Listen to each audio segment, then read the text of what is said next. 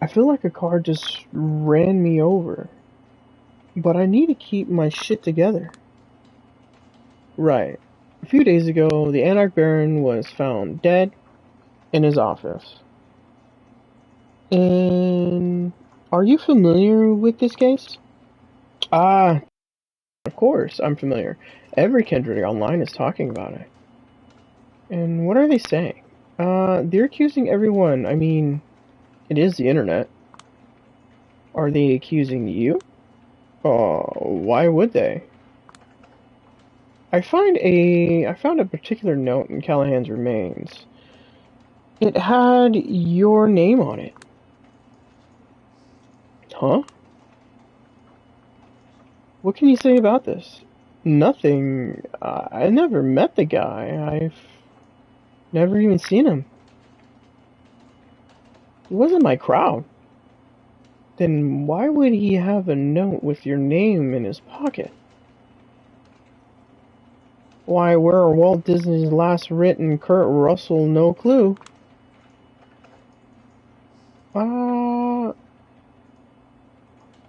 I watch her closely, but nothing suggests she's hiding anything. Well, the note actually contained 3 other names, and nothing else. Agathon, D'Angelo, Tamika. Ringing any bells now? Her finger, which has stopped moving across the phone touchscreen since I've seen her, freezes. Yeah, it kind of does, actually. It's a short list of promising unaffiliated kindred that was making the rounds in NYC a few months ago. In case anyone needed a hero for hire, I didn't know Callahan had it. I know Sophie Langley did, as well as a few Primogen. I'm not sure about the Anarchs. Who could have prepared this list? One of the local information brokers? A short but telling pause. Anonymous. How anonymous? Sort of anonymous. She's obviously conflicted about whether she should tell me, or maybe she's pretending so that I don't worm it out. I've been a good sport ever since I walked through her door. Maybe appealing to her sense of morality will work. I really need your help. I want to prevent the tensions between the local anarchs and the court from escalating, and every lead helps. She briefly considers her options, then gives up.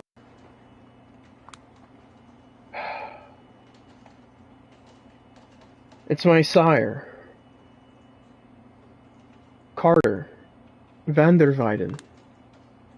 Oh. He's brokering information? Everybody knows. Becoming the Prince of New York is his ultimate goal.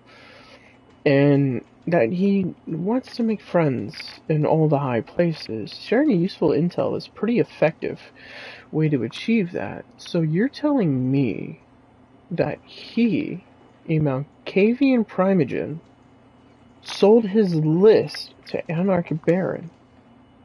Sure looks like it. Why would he suggest his own child to somebody?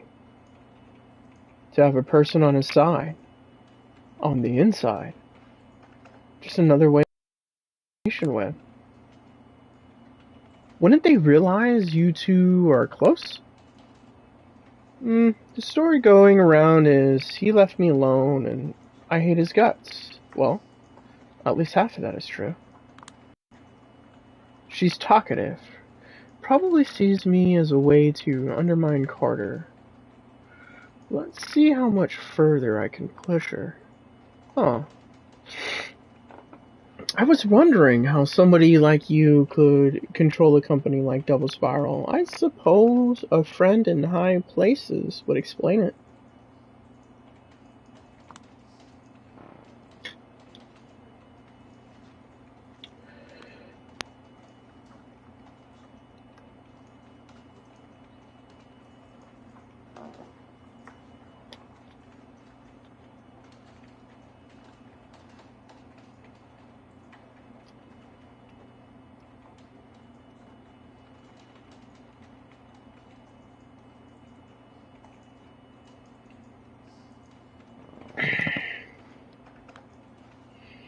Yeah, lucky me.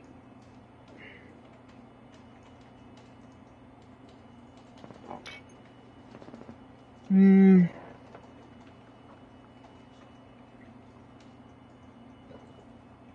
The responsibility's probably got a fucking killer. Not happy about being a girl boss, leading one of the biggest IT companies in the country. A boss, huh? She stares at a dozen of displays on the walls in front of her. Do you remember the Y2K era internet? Jesus, I barely remember the internet at all. My people can't really use it. But yeah, I guess I sort of remember. Forums, GeoCities, Browser Wars, all those handmade amateurish websites. It was the golden age. Everyone was welcome to freely express their creativity and obsessions in an abstract new frontier. No formulated rules. Every site was a distinct new universe to explore. You know, as a kid, for some reason, I kept saving every web page that moved or changed me in some way. I don't even know why I did it, but today, a folder with these is one of my greatest treasures. Fast forward to today, I'm the boss of a company that has one overarching goal: steer the online narrative in every possible way that benefits the Camarilla. And because the online world is so fucked right now, I can do it using only 5 websites or so.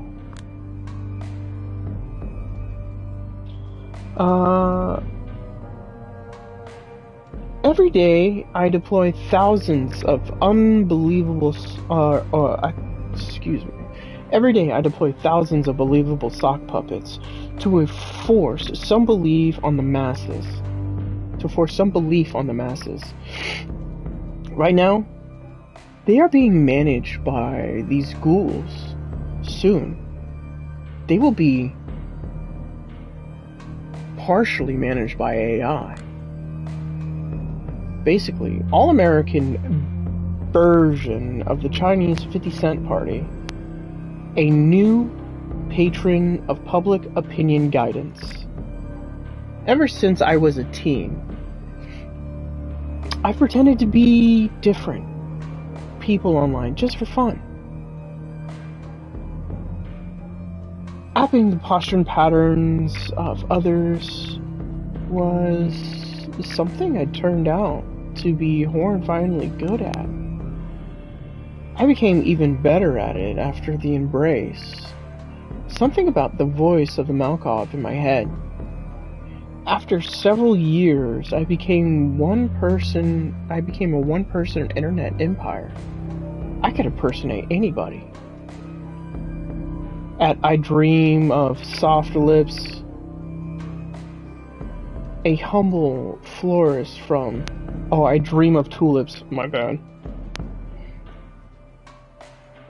A humble florist from Chattanooga who strives to share positive energy with their audience using photos of beautiful bouquets, motivational quotes, and the occasional office gif. Vulva Hufflepuff. A single mom from Britain who recognizes all things trans women must be bonkers and spends seemingly every waking moment of her life having a row with anyone who disagrees. Polygon classicist. A 19-year-old kid from Utah who keeps posting Y2K 3D renders of poorly proportioned, scantily clad ladies and telling his audience to remember what they took from you. Somehow, this talent got me here, where it's no longer fun But work I usually entrust to these ghouls because all of my duties I want out before my entire fucking mind gets monetized. But Carter won't have that. So I'll keep doing my best for both him and the Double Spiral's investors. So that's why he wants me to look at him. I assume most of your operations focus on New York City. A lot of them, yeah. How did you imitate a New Yorker voice with these sock puppet accounts? Living in Manhattan and being mentally unstable makes it pretty easy. To a normal, well-adjusted person from outside the city, everyone here seems mentally unstable.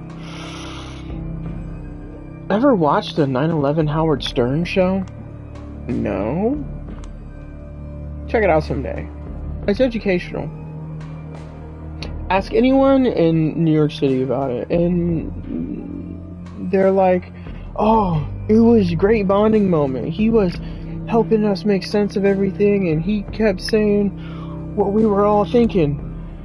And then you listen to it, and it's everyone yelling that we need to nuke something. Maybe the entire world. Get rid of all the Muslims. Fuck human rights. No investigations. Take their oil. Cheery. You watch it. You study it. You witness that specific brand of humor in the face of tragedy.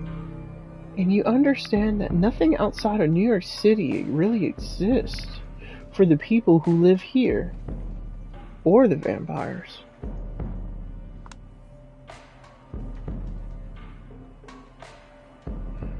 A foundational text, really. Whenever I need to get it in that New York mindset for work, I let it play in the background. Works like a charm, seriously. Give it a shot sometime. Someday I might. For now, I think I will confront Weidenweiden with what you've told me. Or is it what you haven't told me? What's the story? Me? Of course. I haven't told you anything. You're such a good investigator. You figured it out, all by yourself. And if you ask, just tell him Kaiser sold you the info. That should do. I see. Thank you. For what? I did nothing. Let Nastia show you out. And if you don't know Weidenweiden's address, just ask her.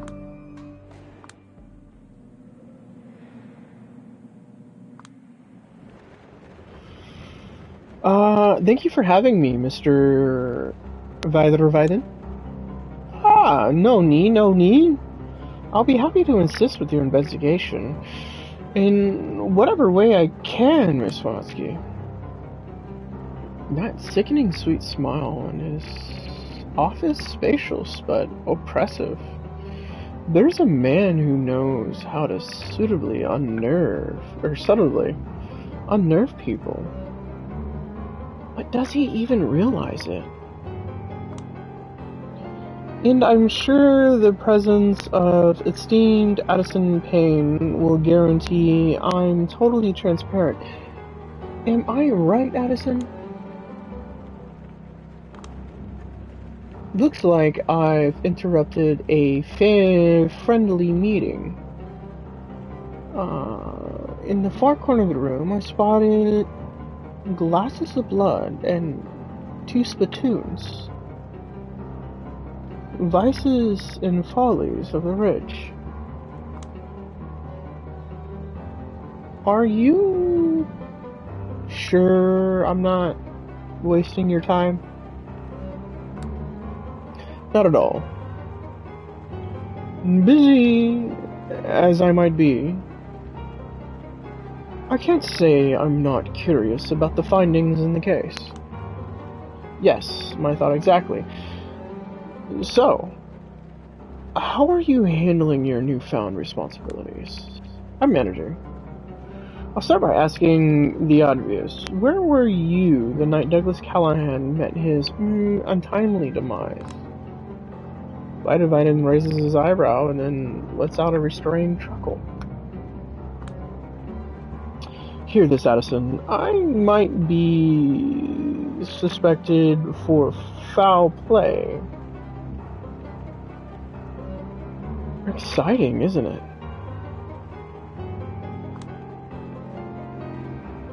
Carter, no antics, please. Just answer the question. Of course. I was right here, just like I told Prince Panhard. As much as I love to celebrate my power, sometimes one has to celebrate the amount of work piling up on their desk. So your alibi is... You were right here. Alibi? Ah, yes, I suppose.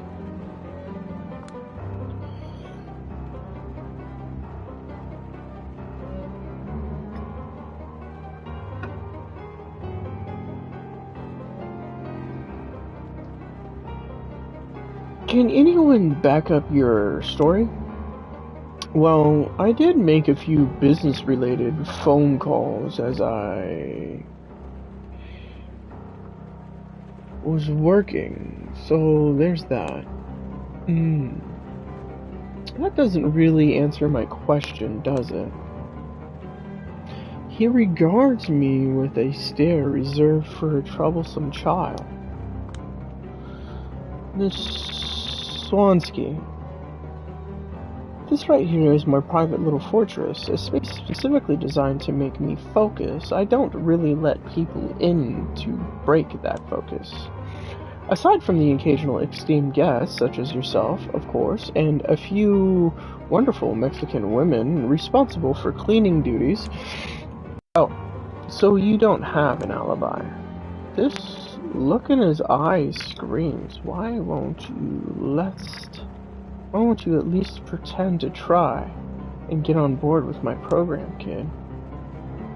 I suppose, but why would that matter?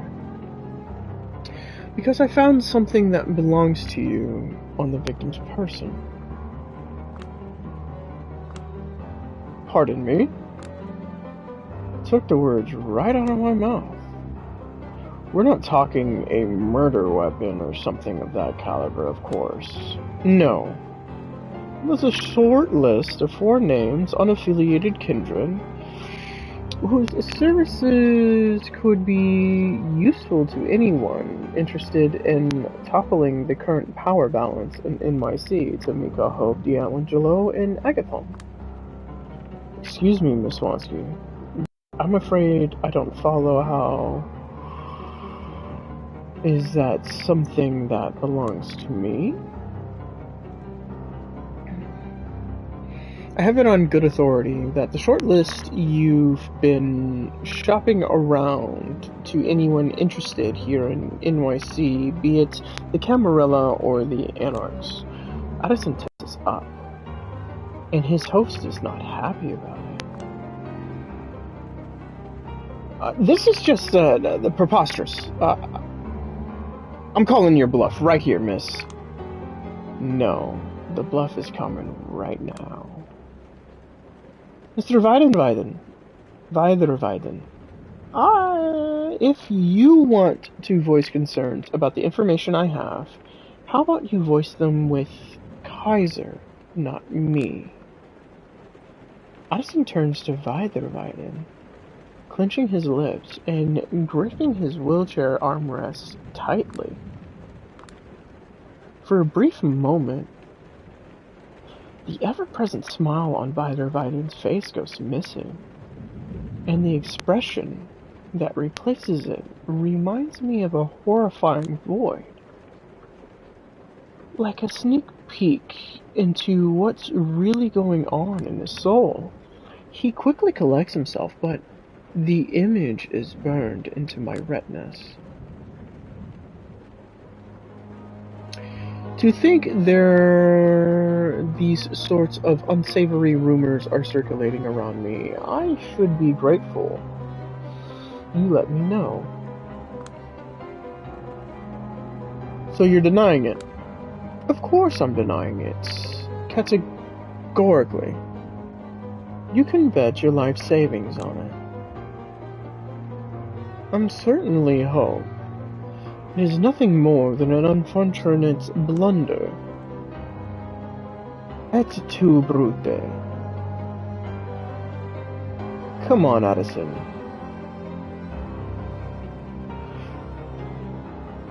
We've known each other for years.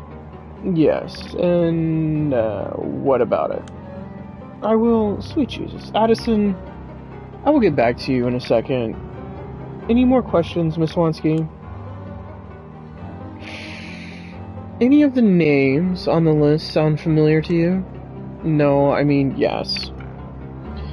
That is my long-estranged child on your list. But that's just another reason why I'm flabbergasted. Anyone would consider it mine. I see. Well, I hope you understand why I'm considering you a prime suspect now. I swear to clear my name as soon as possible. Scout's honor. Any more questions? I'm good for now. Sheriff Alasmai will probably contact you later.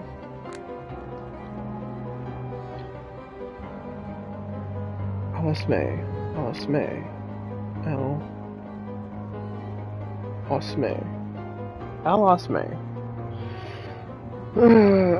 I will get in touch with him myself, ASAP. Once again, thank you for your work. He extends his hand towards me, practically forcing me to shake it. Then he puts his hand on my shoulder to lead me to the door, all too eager to see me off. Out of sheer curiosity, Mr. Weiderweiden, I have one more question. It may be a bit random. I really didn't need to ask it, but I wanted him to die inside for a moment. Of course, my dear. A slightly strained tone suggested that I have succeeded. You seem like a person who couldn't live outside of NYC by chance. Have you listened to the Howard Stern's talk show after the World Trade Center fell?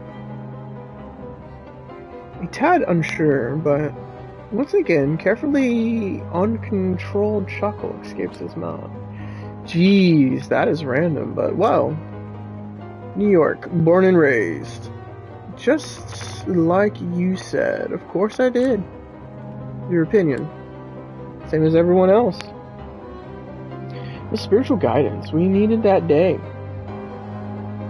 Coming from the unluckiest places, a visceral response that verbalized everything we felt. A beautiful moment of unity. Not that I'm into low jokes about Pam Anderson and that type of shock value the show tended to offer, but as far as I'm concerned, indispensable thing right there. Why are you asking? No particular reason. I thought it might give me some insight into the kind of person you are. Well, that's the kind of person I am. Just your average New Yorker. Well then, I'll leave you, Miss Payne. To your plans of conquering the city. Conquering the... Now that's spicy, Addison. I love this girl. She's gonna go far, I'm telling you. She's got the spunk. That glit in her eye. Goodbye, Miss Swansky. I wish you a pleasant respite and a swift success of your investigation. Good night. I make it a point to bow to Addison's servant, not the man himself. Doubt he have noticed. But at least these invisible displays of rebellion make me feel a little better about myself. Alright. Faster I leave, the better. Julia! Father. How are you holding up? I'm fine. Stumbling around and hoping for a miracle to happen, like always. A better place to ask for a miracle than behind these gates, you know? So I hear. As I pass him the report about Aisling and Agathon, I look around, but Bennett is nowhere to be seen.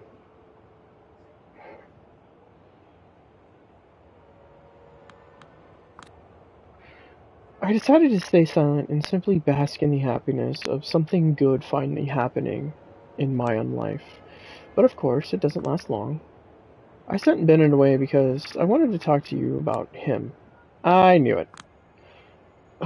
Placate him now? How exactly?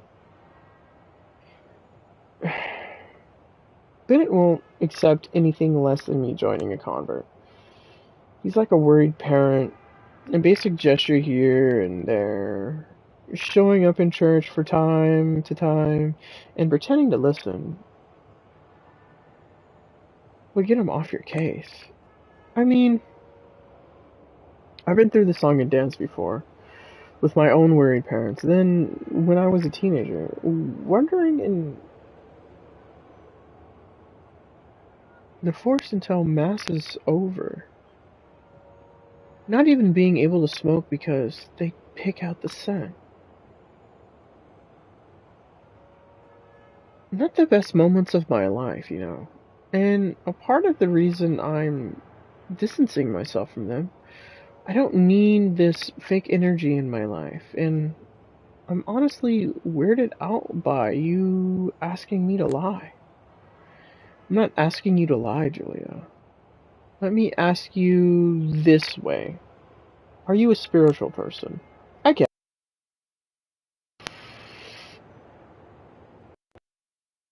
Being able to see ghosts did not change that. I think it's mostly because seeing the world as purely material seemed boring to me somehow.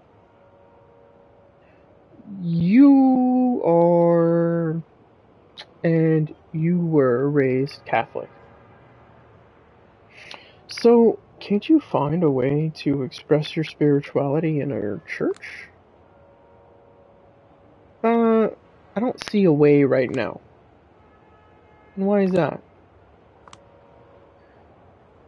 Too many people who think my soul needs to be saved because I live with a woman, for starters. I don't know, there's a lot of reasons. Like the sin of drinking blood every other night, or feeling some primal fear whenever I walk by a clergyman whose faith seems to actually be genuine. That one sounds like an excuse. It's about your relationship with God, not other people. In theory, but back in the old country, I've heard my share of homilies that felt like complete condemnations of my kind, and none that would condemn hate towards people like me.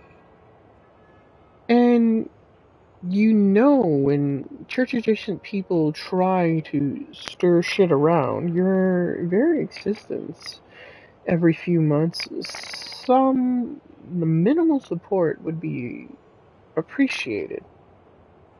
Sorry. All you can count on is silent complicity. I get it. There's a lot of work to be done, and a lot of undeserved hurt going around, but listen, I don't even want to talk about it. I fucking hate the tone. I fucking hate the tone I use when I talk about it. I sound preachier than those preachers, and my biggest dreams is just not to give a shit. But I remember things like the story about a guy from my hometown, most macho guy around, with a jaw you could sharpen a knife on. He became an actor in Warsaw, very successful, deservedly so. The capital might not be New York City, but it is still a big city, and big cities go to the heads of bumpkins like us. In this case, it resulted in a dream of coming out to his parents. He was surrounded by all these stories of openly queer people, played one even. So he thought he had a chance at making it work.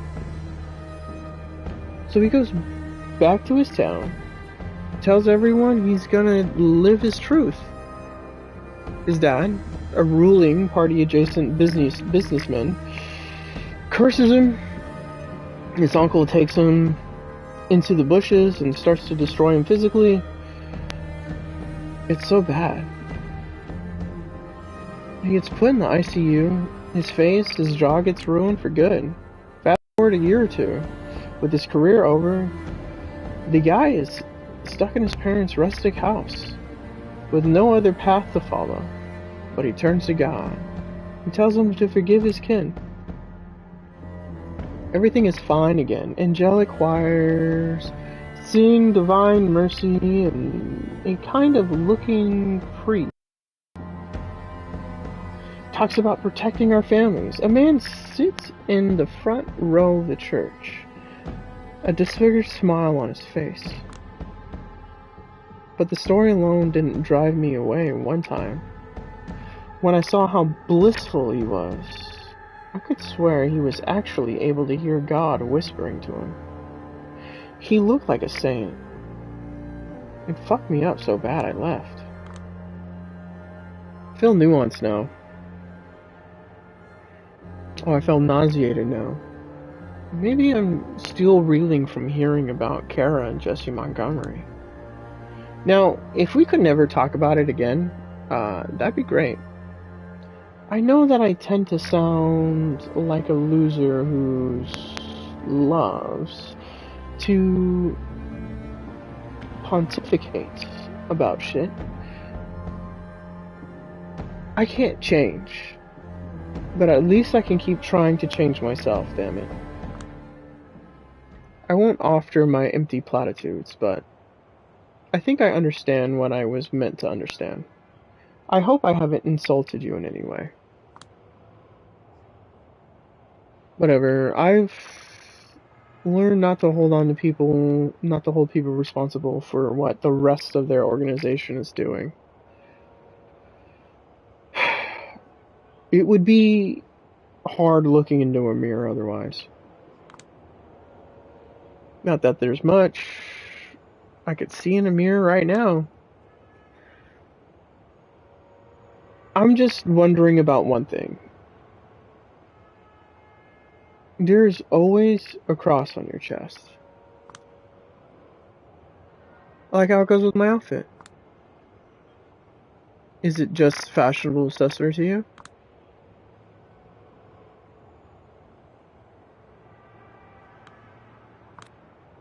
It's a memento, reminding me of a broken promise, that's all. I won't inquire further. Good. Have a good night, Father.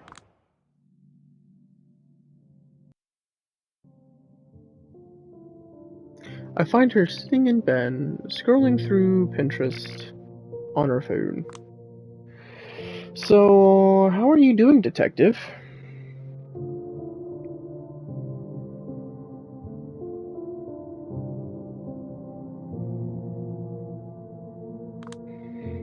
I fall on the bed, bury my face in the pillow, and scream. Oh, that bad.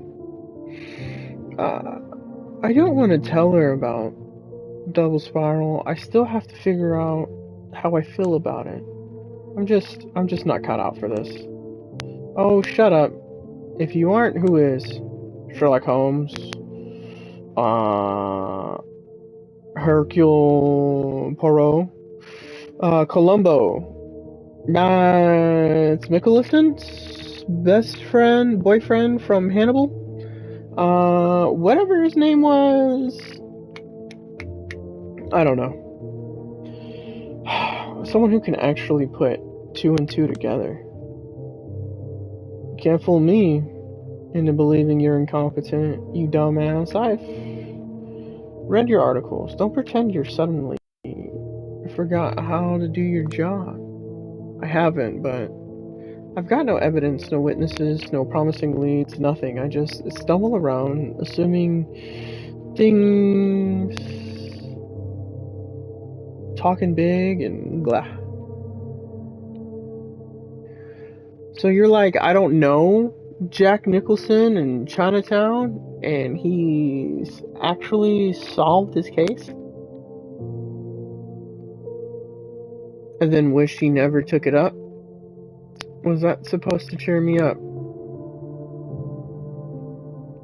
I'm just saying, the situation you're in sounds an awful like Chinatown. Deprived elites, big plans for the city, blah blah blah. Yeah, that's depressing.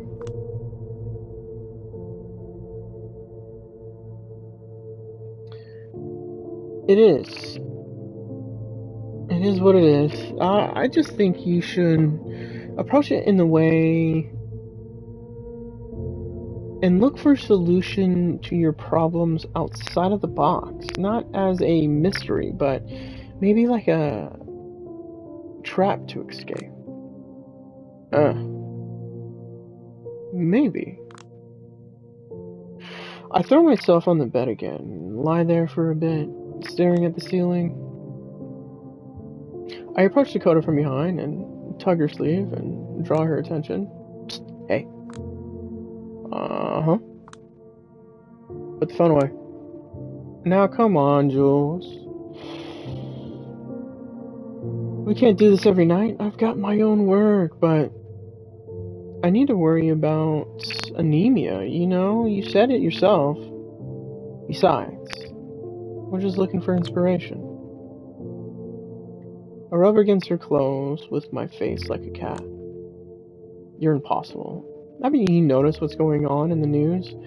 People are going absolutely insane about this virus, calling it trips and orders and... Pretty please.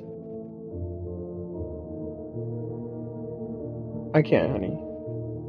I have to replenish my stash, and besides, I'm worried about overuse. My brain is working a bit too slow, my balance is off. I was just thinking about how I miss meditation. She's giving me clear signals. She just wants an excuse, and even though it would be the responsible thing to do, I know she's insatiable. She's usually the one who takes the initiative. Let's try a final push. I bite her ear and whisper into it. No drugs tonight. Let's do this raw. She throws her hands in the air. Victory! Jesus, you're greedy these days.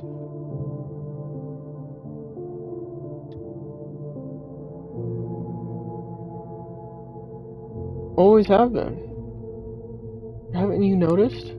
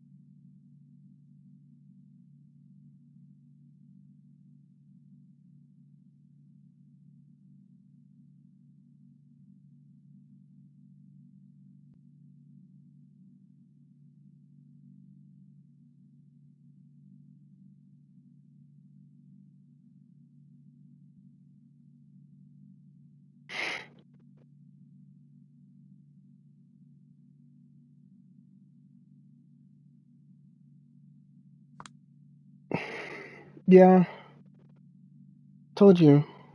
Got work to do. I stretch. That's admirable.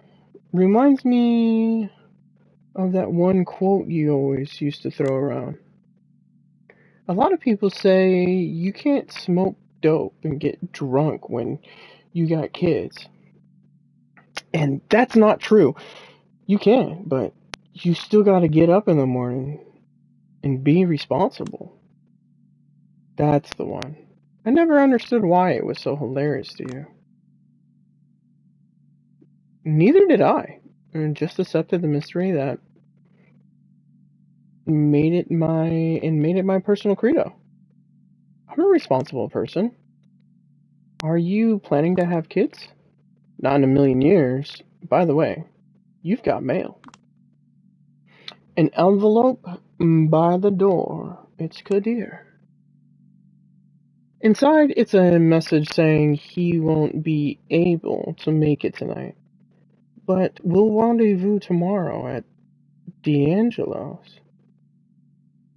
He wants me to lay low until then, and to stay in this apartment if possible. Apparently, nobody knows where Tamika is. They only know she's in trouble, and he doesn't want me near it. Well, what is it?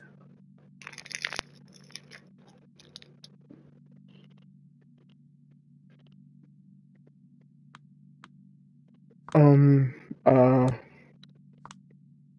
Sorry. It's, top secret shit. Almost caught myself putting you at risk. Anyway, I should get going.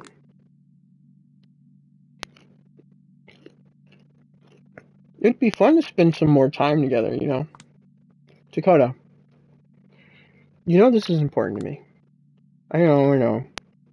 But I'd like to know how important to you as well.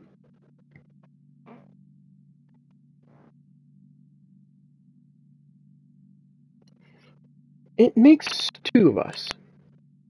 Just a few more days, I will find the killer, kick his ass, get a promotion, and we'll do something you've never done before. Like what? Good question. I'll think of something. For now, catch up with your work. I need to get going. Fine, good luck, stay safe. You know it.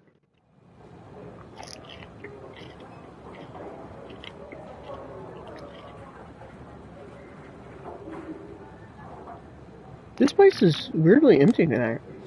Oh well. I'll have the usual.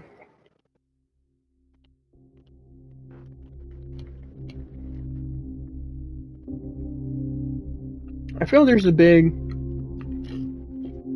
what are we doing in relationship talk coming.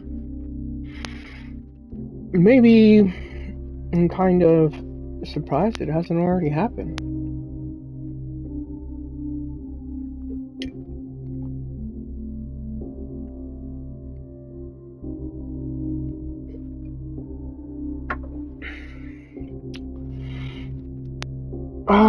Honestly, I'm kind of surprised it hasn't already happened, but most of the time, Dakota seemed happy enough just listening to the stories of my own life.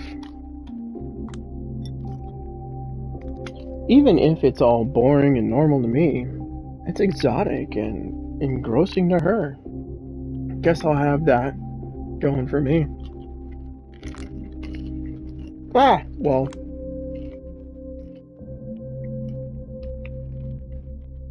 I have no idea what to do tonight. I'll just do the obvious thing and wing it. These vagabond shoes are longing for a stray.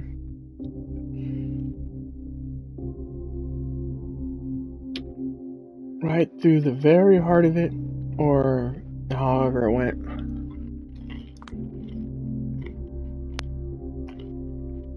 Time to lose myself in these busy streets and pray that the answers I'm looking for are out here.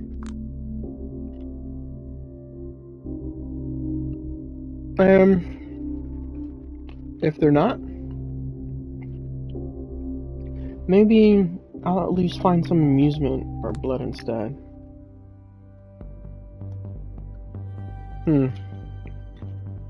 Camera shyness. No, I don't want to be part of your goddamn interview. Look, can I not be bothered for a goddamn second? You're not listening. It sounds annoying. Prince of Cats. I need to resolve something with Dakota. As if going around in circles on behalf of the court wasn't stressful enough, maybe a visit to some quiet neighborhood might clear my mind.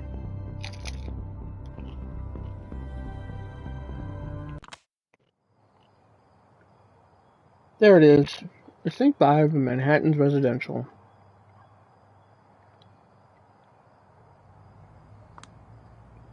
Sniff. The unmistakable scent of casserole enveloping the surroundings is this heavily aura. The atmosphere of desolation makes it feel more like purgatory, though. There's a lot of soul in sight. Crap. Looks like I'm not alone. After all, some guy exerts himself climbing a tree nearby. Instinctively take a step into the shadows and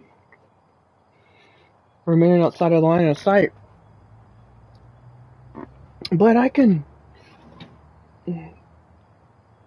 barely see anything from where I stand.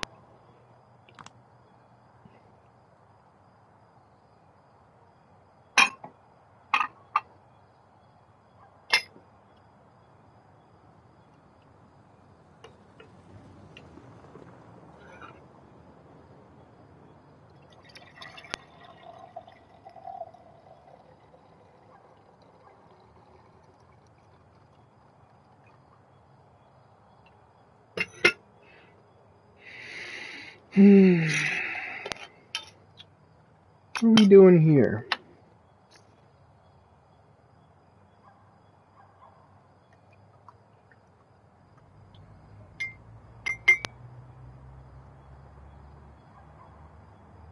Two spoonfuls. So this is some very brunt tea. I think we can take a step. Stay low. Let's not cause too much attention.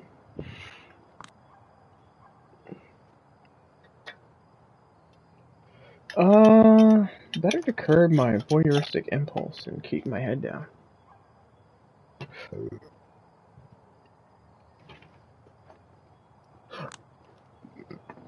For a good while, all I can hear is heavy panting. Come on, dude. This Hulk isn't even that tall. It sure looks like the first time the guy ever tried climbing a tree. It takes a long time for the mysterious trespasser to steady his breath and carry on. At this distance, I can barely discern his features. He seizes up one of the longer branches. It seems sturdy enough, and nearly reaches a narrow window. On the second floor still, the sky is hesitant. Alright, no biggie. Just eyes on the prize. He moves a few steps along the branch, his feet slipping every other step on his way to the window. By some explicable fluke, he manages to keep his balance. Once he makes it far enough, the branch slowly bends under his weight. He kneels down, probably calculating his chances to make it over to the windowsill. My guy, if you pull this off, It will be a legit miracle. I can't help but cheer him on. The trespasser scouts his surroundings one last time, making sure no one can see him. Then he reaches into his pocket, pulls out what looks like a marble, and zeroes on the window. Okay, here we go. Here we go. Tosses the marble at a glance like a baseball player's pitch. Click of the glass is subtle, but it proves effective enough to alert whoever lives inside.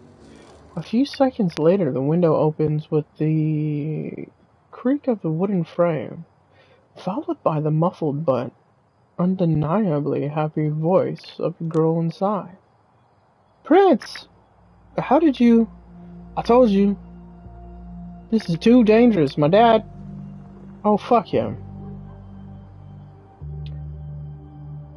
You can't let him make you... You can't let him make this choice for us.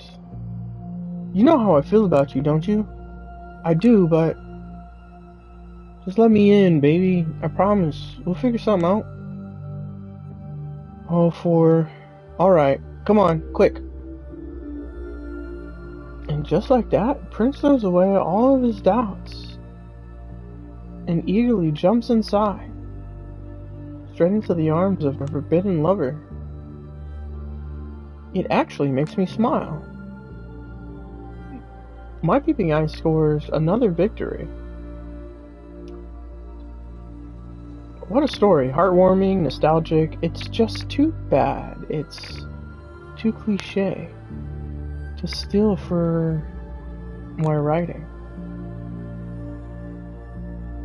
What? Julia, you don't write anymore. Yeah, but it's not like you can simply just stop thinking like you're a writer. Gotta use that energy somewhere else somehow. But for now, let's just start heading downtown. All of a sudden, the world ends. Everything stops. I'm lost in darkness, and there's not even a heartbeat to guide me. It's like sleep paralysis, except it feels as if I suddenly woke up from reality instead of a dream. Instinctively, I react to it the same way I used to react to whatever woke me up in the middle of the night. Aware, but not able to move or speak. I just wait for it to pass. But instead of slowly regaining control, I just see a bizarre room emerge from the darkness. Just look at her. Flesh refusing its fate. It is not the one you were looking for, is it? He was led like a lamb to the slaughter, and as a sheep is silent before the shears, he did not open his mouth. There is none righteous, not even one here. There is none who understands, there is none who seeks for God. All have turned aside. Together they have become useless. If anyone curses his father or mother, he must be put to death. Raging waves of the sea foaming up their own shame. Wandering stars, from whom in reserve the blackness of the darkness forever. For we wrestle not against flesh and blood, but against the principalities, against power, against the rulers of the darkness of this world, against spiritual wickedness in high places. And in these days shall men seek death, and shall not find it, and shall desire to die, and death shall flee from them. Whoever I become, one with the darkness, there's always the nagging fear that it might be impossible to become normal. Me. Again. That instead of the shadows returning to normal, I will let my consciousness be dragged somewhere else. Somewhere between the worlds. Somewhere like this. Wherever this is. This is the first time that fear has come true. Are you afraid? It's a bad idea to answer. Don't do it. Yes. Aha! Excellent. Excellent. Excellent. I think I need to sit in this chair. I think I need to sit in this chair.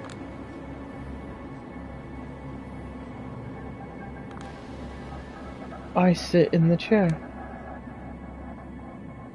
Still, in the lean years of unworthy of joining the rest. However, the path is open, and it is a path of obligation, liability, a debt that will be repaid one day. And when she's asking you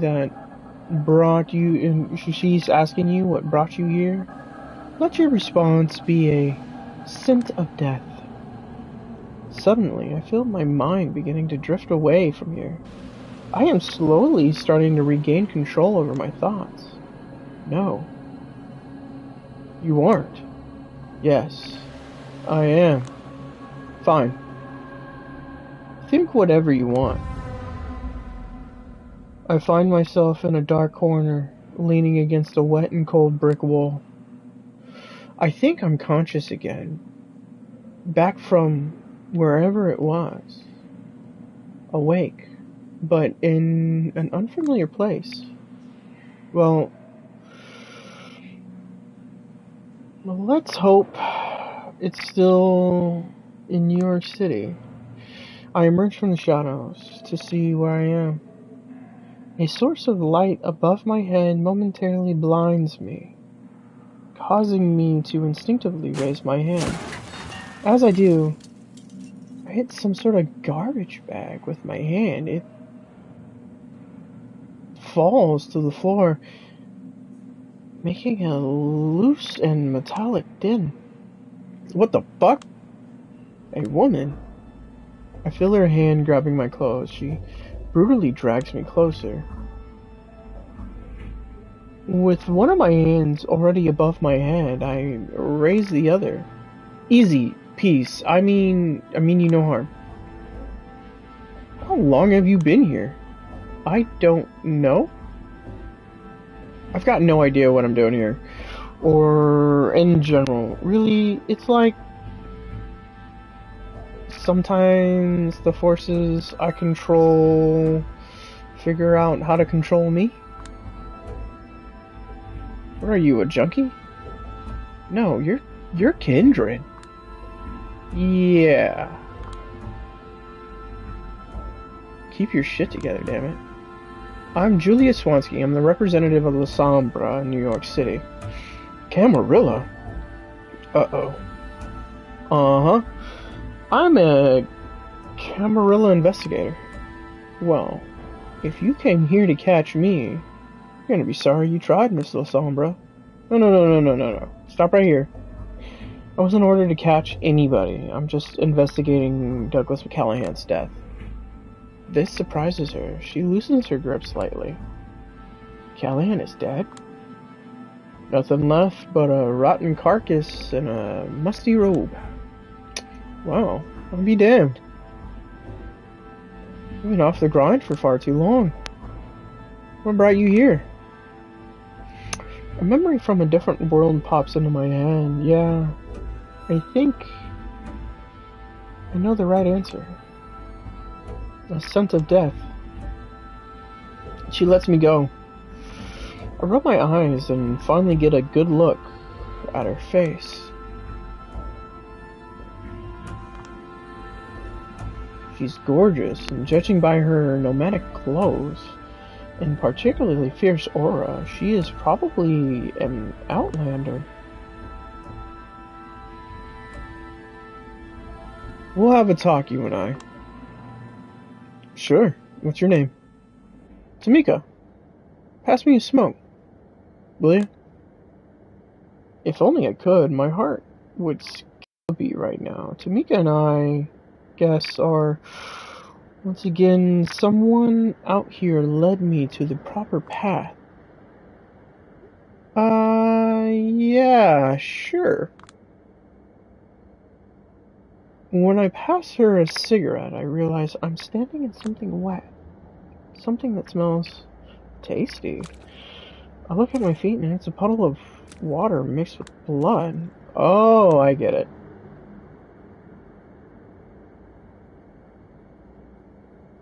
Were these guys First Light? The high-powered guns and expressive-looking outfits, flashbangs, tasers, all chosen specifically to combat the undead. I recognize the equipment from some horror stories I've heard. First Light, SI, USOCOM, whatever they call themselves. They all bleed out the same, usually before I have the chance to ask them a single question. Government-funded inquisitors. Some claim they're connected to the US government. Some claim they're supported by anti-kindred faction of the Holy See. Some have even wilder theories. You did this all by yourself?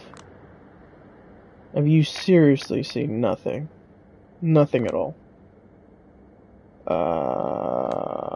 Believe it or not, I have no idea how I got here. I just kind of let the shadows guide me. So, that of the Sombra thing? Never actually talked to any of you.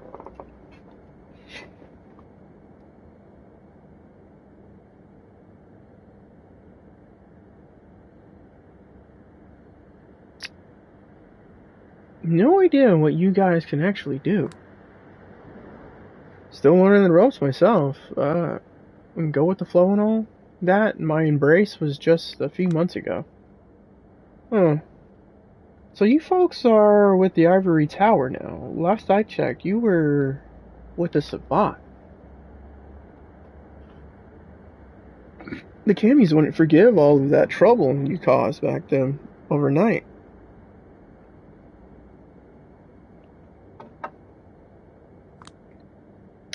Again, I'm practically still a neonate. I just know that there's a lot of bad blood between my clan and the others. And that I can expect at least one glare of pure contempt whenever I visit Elysium. Ah, I see. We smoke in silence for a short while.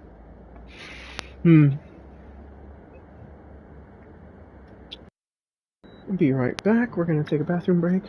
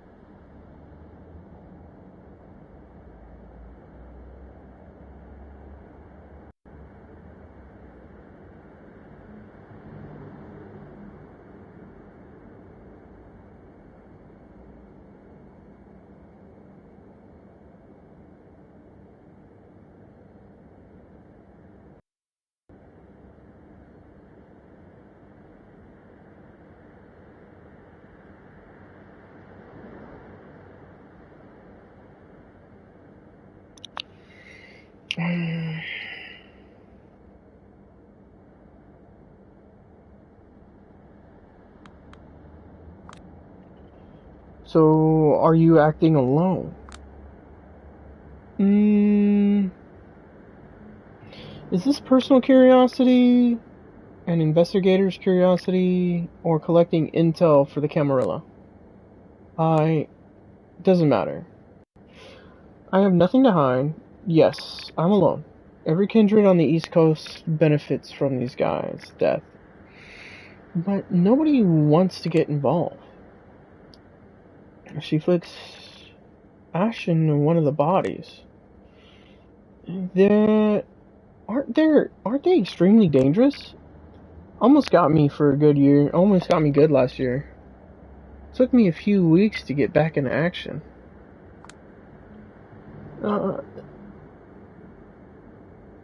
Then why are you doing this? Those motherfuckers have the unfortunate tendency to hurt people I care about. My brothers, my sisters. I see. I don't know how it is in other cities, but here, funny enough, they only seem to target marginalized and radicalized kindred. Ones that could theoretically pose a threat to the current order. Meanwhile, the establishment in New York City hasn't really changed ever since Calibros stepped down. Quite the opposite. Every SI raid in the city has only strengthened the old paradigm. Almost makes you think that their goal is something other than protecting the citizens from the blank body menace. Tamika throws her cigarette into the puddle unfinished and crushes it under her heel. She obviously has difficulty smoking. It's like she only ever tried it a few times. I assume she saw me carrying a pack and decided to try it to calm her nerves after the battle. Or maybe she just wanted an excuse to make our conversation less awkward. Who knows?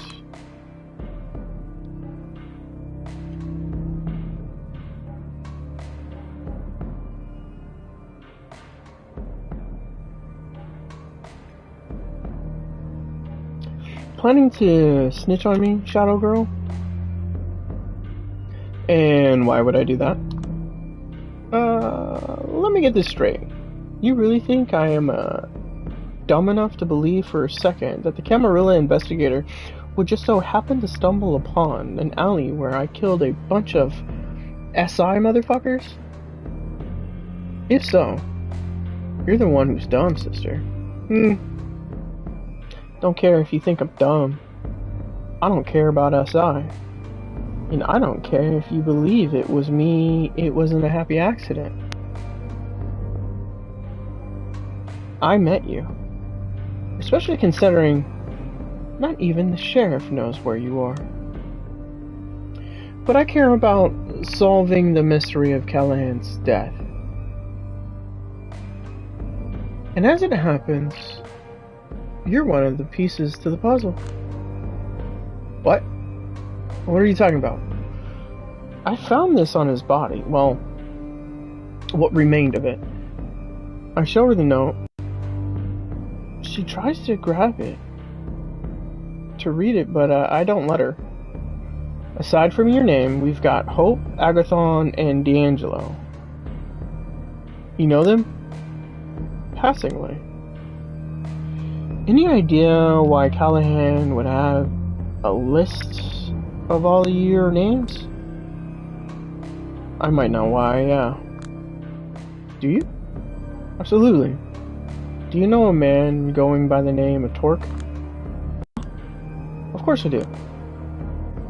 Do you know about his connection to Boss Callahan and by proxy to this list and me? No, I'm all ears. Well, too bad, because it's classified intel, sister. What do you mean by classified? Not free. Oh, great.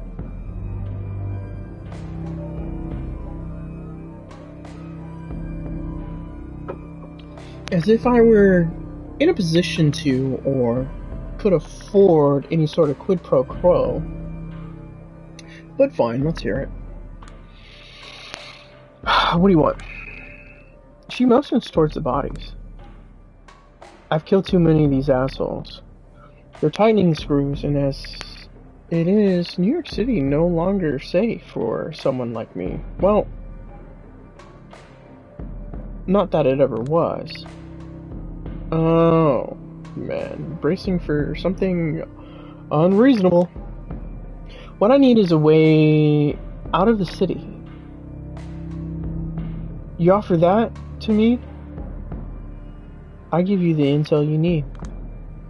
Huh. Would you look at that? That's something I can handle, actually, yeah. She raises her eyebrows. That's a surprisingly confident answer for a practically someone who's still a neonate? I'm something of an immigration officer. Gotta say, you sound awfully close to a cop. Almost as bad. A bureaucrat. I know of a secret pathway that would lead you to the West Coast. 100% safe travel. And if you took it, you'd be 100% untraceable. Sounds too good to be true. What's the catch? Wait until you see how much it costs.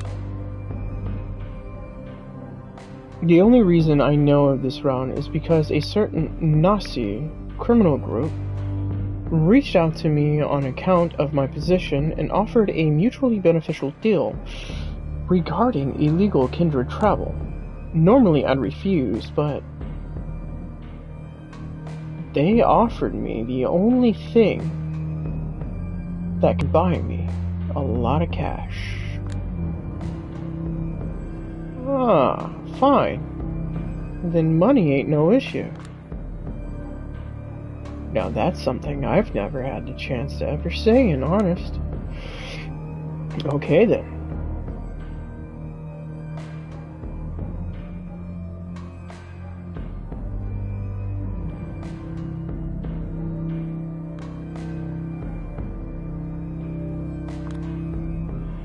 You should assist me first, and then we'll go figure out how to transport you out of the city. Hell no. Is this really the extent of your negotiation skills? Why would you think that this is a line would work? Well, I'm an opportunist. Trying to be, at least. Yeah, we do need a way to open this deal. That would satisfy both of us.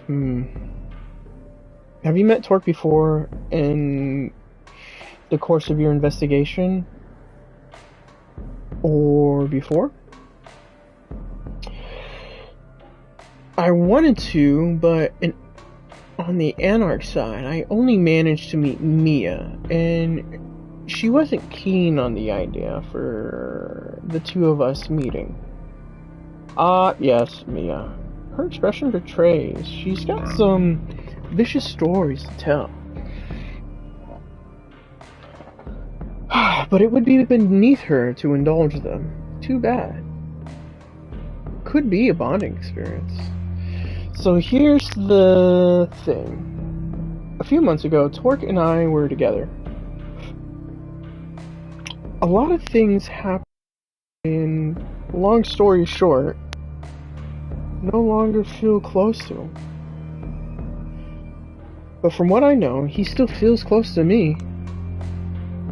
Back when I thought there might be something between us, I gave him a ring that has a lot of sentimental value to me. And since these days, sentimentality is all that keeps me going. I want it back. So my suggestion is, tell Torque's people I sent you to get inside his base of operations, meet up with him, ask him your questions, and convince him to give me back my ring.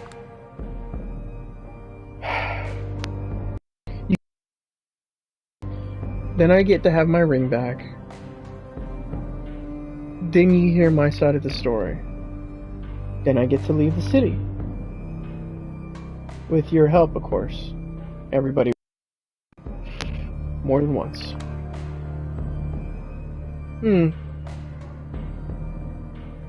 They will really let me in just because I tell them you sent me? They will. Trust me. Sounds too easy.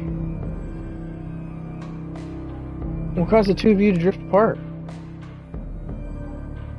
Irreconcilable differences in worldview. Well, I assumed so. But that's a diplomatic answer. If I'm going to involve myself in the relationship, a drama of two ex-lovers, I'll need something a little more to go on. Will you? Yeah. She picks her words carefully. I realized I had become an element of his carefully projected image. Having me as a radical partner allowed him to present himself as a mediator, while playing lip service to revolutionary ideas. A mediator. That's the 21st century for... Everyone wants to be a middleman these days. Nobody wants to do what's right. You serious? Whenever I hear about Torque from Incella, they talk about him like he's the second coming of Mao.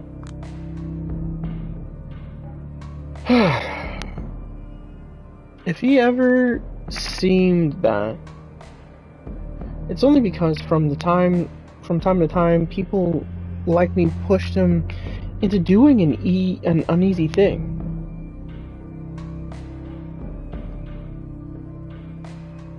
Ever heard of the Southern Wolf and the Northern Fox? Both of them want to eat you for dinner, but only one of the Southern Wolf makes it immediately obvious. The tricky Northern Fox makes eyes and allows you to pet him before taking a bite. Torque loves to surround himself with Northern Foxes. They talk of compromises. They seem reasonable compared to the opposition, of course. But at the end of the day, they have eyes on the same prize. Power.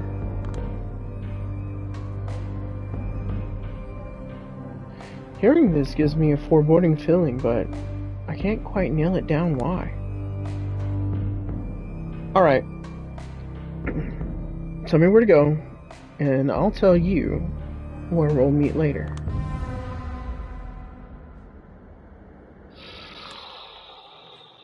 I'm just chilling at Torch when suddenly a shrill, loud voice pierces my eardrums. And what the hell are you doing here? Ah, yay. It's the pissy lady from Torque's Inner Circle.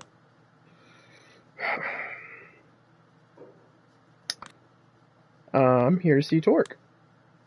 I figured as much. You should have gone through with the security first. Get out. And what if he tells me to stay? Fat chance. Move your ass before I throw you out. Mia, it's okay. There he is, walking through the door, one of the most infamous New York City barons, or as some people started calling him, the moment Callahan met his end, the Baron of New York City. Torque! We've talked about this. The situation is a little bit different now. Tamika Center. What bullshit? I wasn't able to track her down for weeks. Well, I did. This is a reason to celebrate, not to get mad. Now, if you allowed the two of us a private conversation, no way. I want to keep an eye on her. You will keep an eye on the exit. And that will be enough. Please.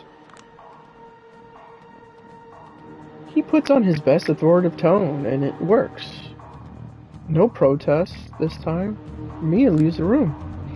I'm sorry about her. She can be overzealous, but usually that's not a bad thing. Yeah, sure. So, has she told you I've been trying to reach you for a few nights? Don't think so. Have you? Well,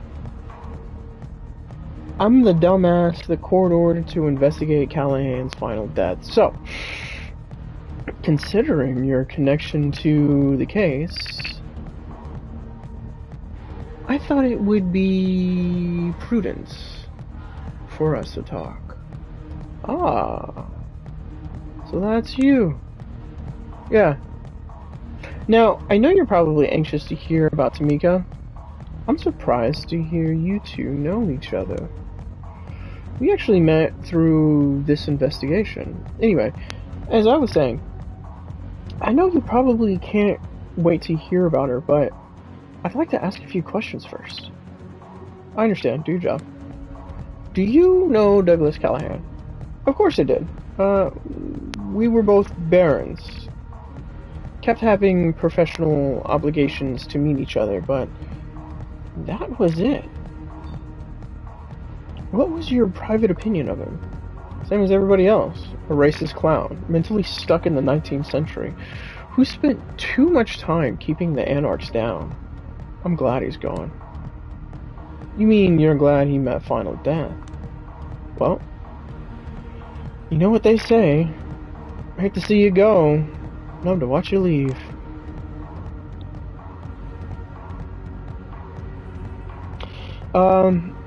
Weren't you the first kindred to see his corpse? I saw, but it was his ghouls who found him. By the way, we established that some of them tampered with the crime scene. They were probably disciplined for that. Convenient story. Let's move on. What's your alibi for that night? None. I was running around the town, the entire city, taking care of various issues unrelated to Callahan, but I don't intend to divulge them to someone from the Ivory Tower. So, you have no interest in providing yourself innocent, or proving yourself innocent. My official position was made clear. It's the Camarilla who are to blame. It's your job to prove me wrong.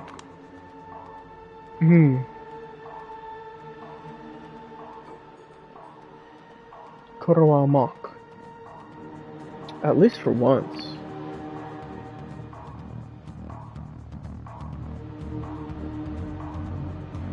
Can I face a problem that can't be solved, that can be solved with pure logic, not politics? Any findings on your side I should know of? Ask Mia. She's the one who's handled the murder scene. I'm not privy to all the details. Angelo Agathon. Any ideas who those people are? Can't recall, sorry. The evidence I found suggests a potential link between Callahan and Tamika. Any clues? I knew both of them well, but as far as I know, they've met. As far as I know, they've never met. That's it. Oh well. Not sure what I expected. He's the kind of guy that could talk if I had something concrete to push with. Time to move on. Well, regarding Tamika. Finally. I'll cut straight to the chase. She wanted to inform you she'll be skipping town for a while. The SI is hot on her tail, and she needs to lose him ASAP. Oh, 4. I've told her countless times. If she's in danger, I will always be here for her. But does she think she can find a secure way out of the city in this situation? She's safe. So you say. She got some other friends in high places. She'll manage to get out. Gotta admit, that's not what I expected to hear. Or what I wanted to hear. Why did she decide to contact me? She wants her ring back. His aura changes in a blink of an eye. Ah, I see. So that's why she didn't show up herself. Wouldn't even face me in delivering the final insult. Uh-oh. Looks like I stepped on a landmine. She said the ring was a symbol of trust she put in me. No way in hell I'm gonna give it away. Not until she gives me the chance to explain myself. I need the ring to get back to Tamika. With the way he's acting, it doesn't seem likely he'd be willing to part with it. It might require me to act shitty, but maybe time to change my approach.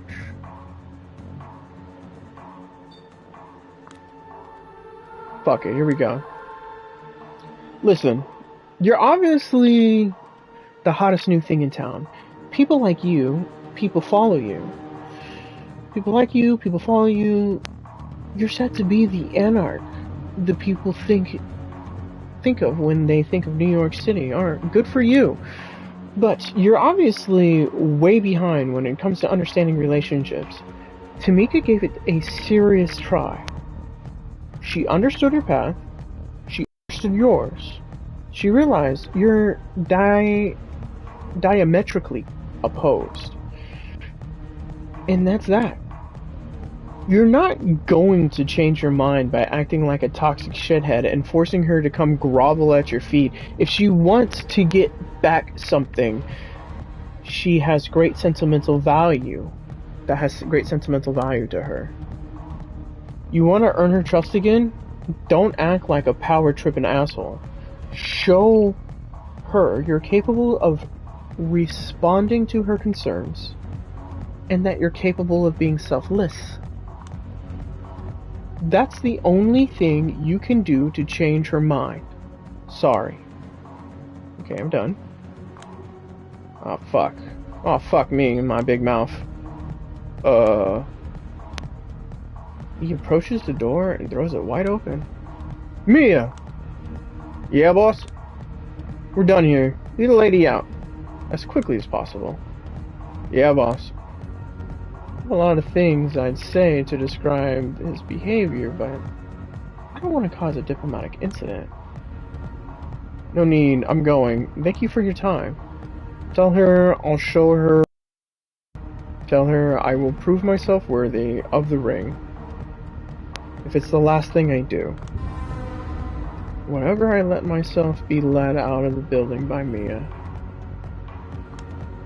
Another mission failed. Time to meet Tamika and tell her the bad news. It's not my fucking problem, really. I found her already waiting in front of the Jewish Museum. How'd it go? Let me put it to you this way. I'm not surprised you dumped him. So, you did not succeed. Nah.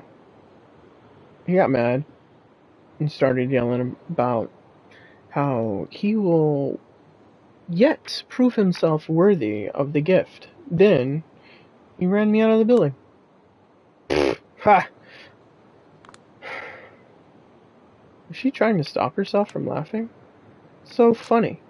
Nothing. I'll be honest. I kind of expected that. It's just nice to get a little definite confirmation. He's still a bit of a toxic asshole, that's all. Well, glad I fell for the oldest trick in the book. Would be cool if, for once, a kindred telling me to do one thing didn't mean another. thing entirely. Oh, don't be mad. I wanted to be sure of something, and now I am. As far as I'm concerned, you've kept your end of the bargain. It's time I repaid the favor. Last year, a certain fledgling appeared in the city and attempted to build a cratere. That you got on it? Unless you got off of Callahan? That's the list they've got. They contacted each of us, then found themselves in deep shit. SI, Kaiser, Sophie Langley, some shadow players manipulating everything from behind the scenes. Then they disappeared. Kaiser, the name popping out once again. Can't be a coincidence. No one knows where or why. Does it really matter? That happens when you punch way above your weight. Hope. They're doing just fine. They're doing fine, despite all the odds. In any case, Torque got involved too. That's why I met him, actually. He got hurt. Didn't want to say how. Claimed it could put everyone who knew in danger. Whatever happened, it gave him the drive and the desire for change.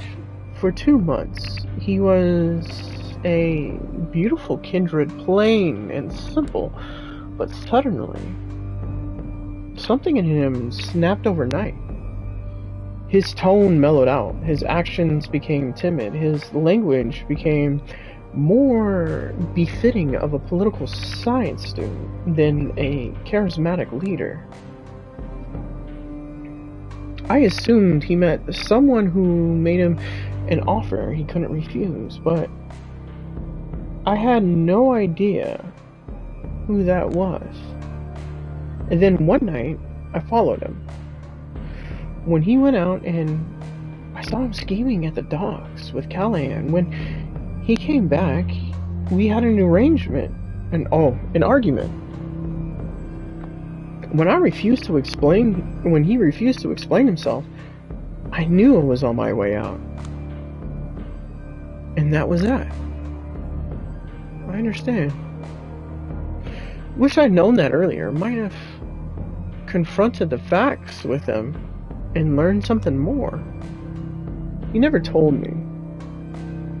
All of the kindred. What makes you think he would have told you? She's got a point, I suppose. Alright. Thank you. Now it's my turn. Here's your way out.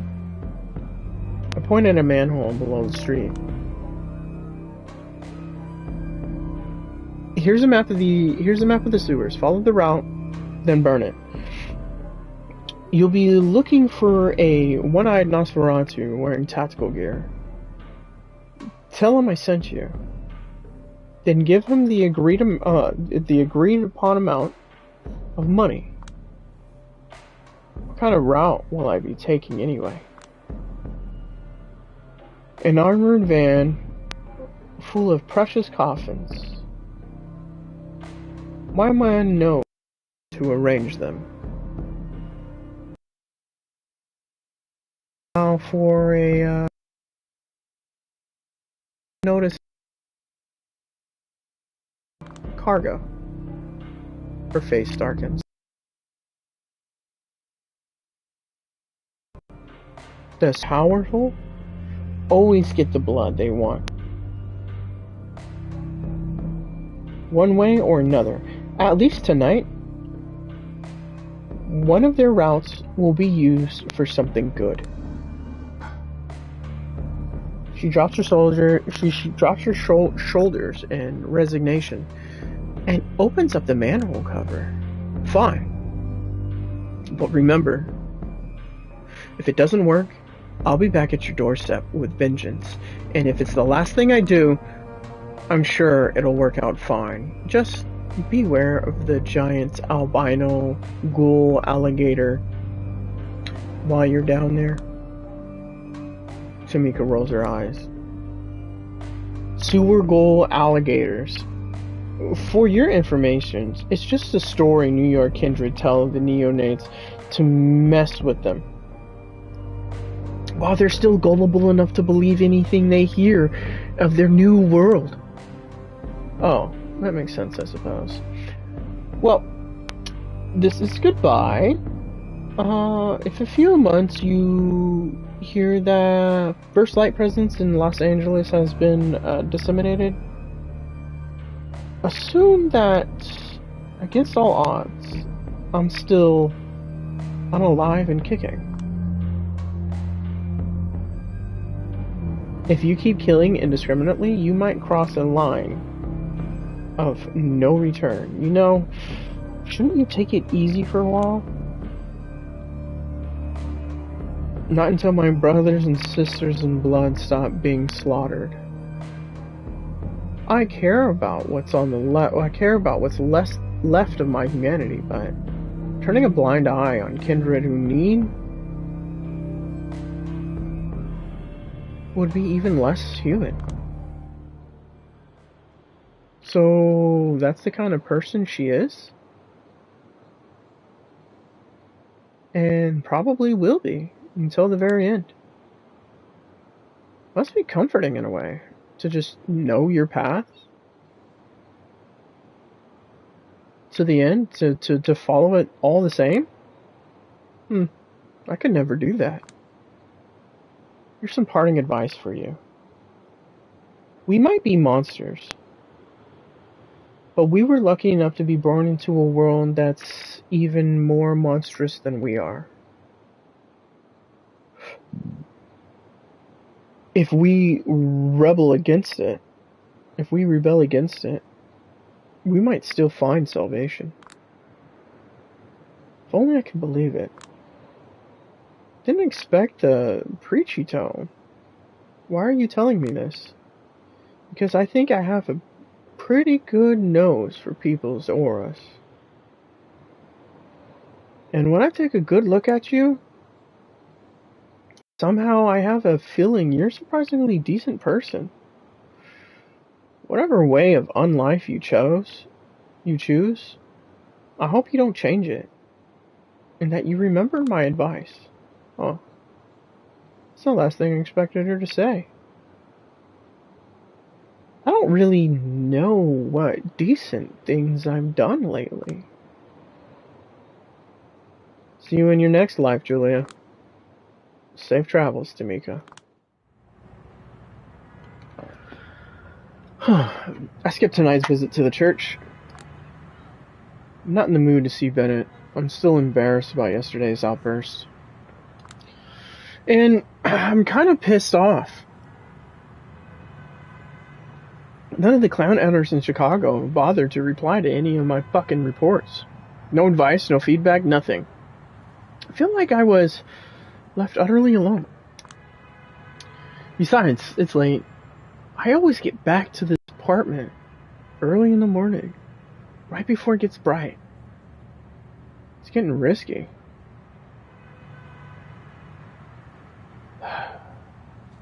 It's getting risky to be out here so close to sunrise.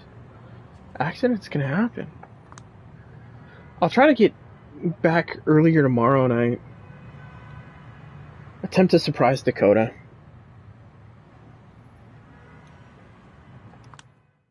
I'm back. Yay! How was work? All caught up?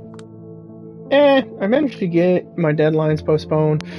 All our clients are canceling and delaying orders left and right. Oh. Does that mean you'll have time to help me with my makeup tomorrow? We'll see. Perfect. Alright. I need to disappear before the sun catches up with me. Yeah. Yeah. I love you. Oh. An uneasy silence fills the room. I'm not getting out of this one, am I?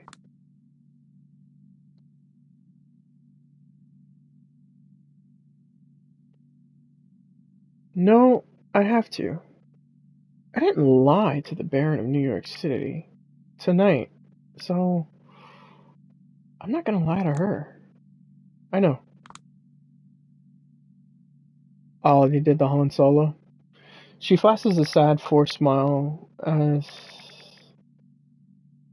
I leave to rest.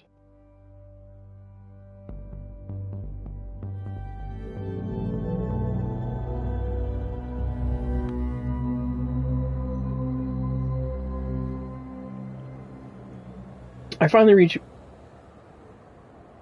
Big Beat Burger, hoping to recuperate from all the mental damage accumulated over the past few days.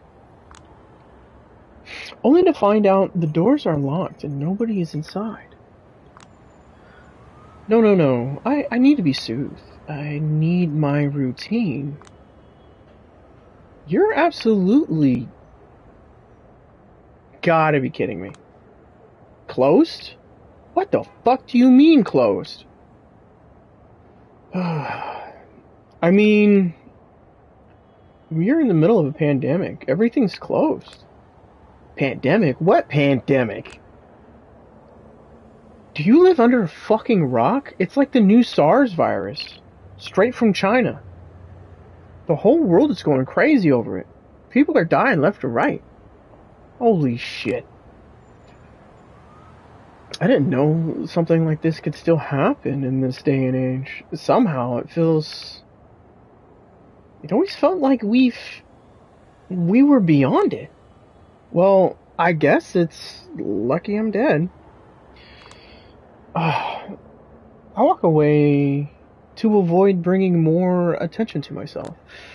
Now I understand why New York City feels downright apocalyptic tonight.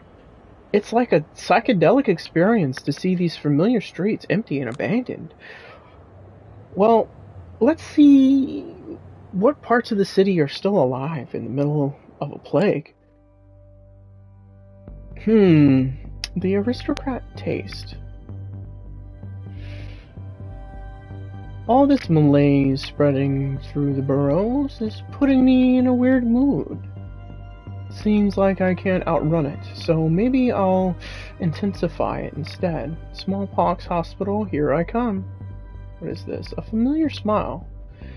Seems like just 2 days before the city go all last man on Earth, I probably won't have a better chance to soak in the atmosphere.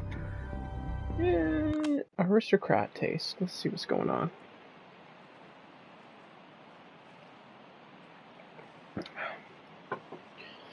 I entertained the thought of sneaking through a hospital to see how things appeared up close, but it looked like an actual war zone, so I decided against it. I don't know what I expected with the way healthcare reforms have been going in this state. Fewer facilities in poorer areas, fewer beds, less funding. We're just reaping what they've sown. That's why I used to honestly consider going back to the old country. An American friend was like, why would you go back to a shithole? He was shocked to learn we have normal, free healthcare. Anyway, if an active hospital won't do, this one might. The smallpox hospital on Roosevelt Island, built to quarantine the poor and the unloved victims of the pandemics away from normal citizen eyes. In spite of its despair, or maybe partly because of it, the architecture still manages to perfectly convey the building's painful history. There are ghosts here, and they are mostly the good, metaphorical kind. Not the kind I usually see. Looks like There also might be lone physical being here. I hear someone sneaking through the ruins. That's that for my peace and quiet. Oh, but well, I need to satiate my thirst anyway. How do I approach this person? Dominate, subdue them. Like, hello, we hunt. I walk in the general direction of the footsteps. It doesn't take me long to spot a silhouette walking towards me. It's a woman. I stand in the middle of her path and signal her with my pawn and extend and exclaim, "Stop right there." What? In a panic, she drops something on the floor. It breaks into 1,000 little pieces. God, don't scare me like that. I'm sorry. Look what you've made me do. She kneels and picks up the small, ugly glass sculptures. The shape is familiar. Was that a Scrooge McDuck figurine? Yes, it was a Carl Barks design. They stopped making them decades ago. You don't even know how long it took me to find it. I was really looking forward to decorating my haven with this. A Scrooge McDuck? It's pop art, okay?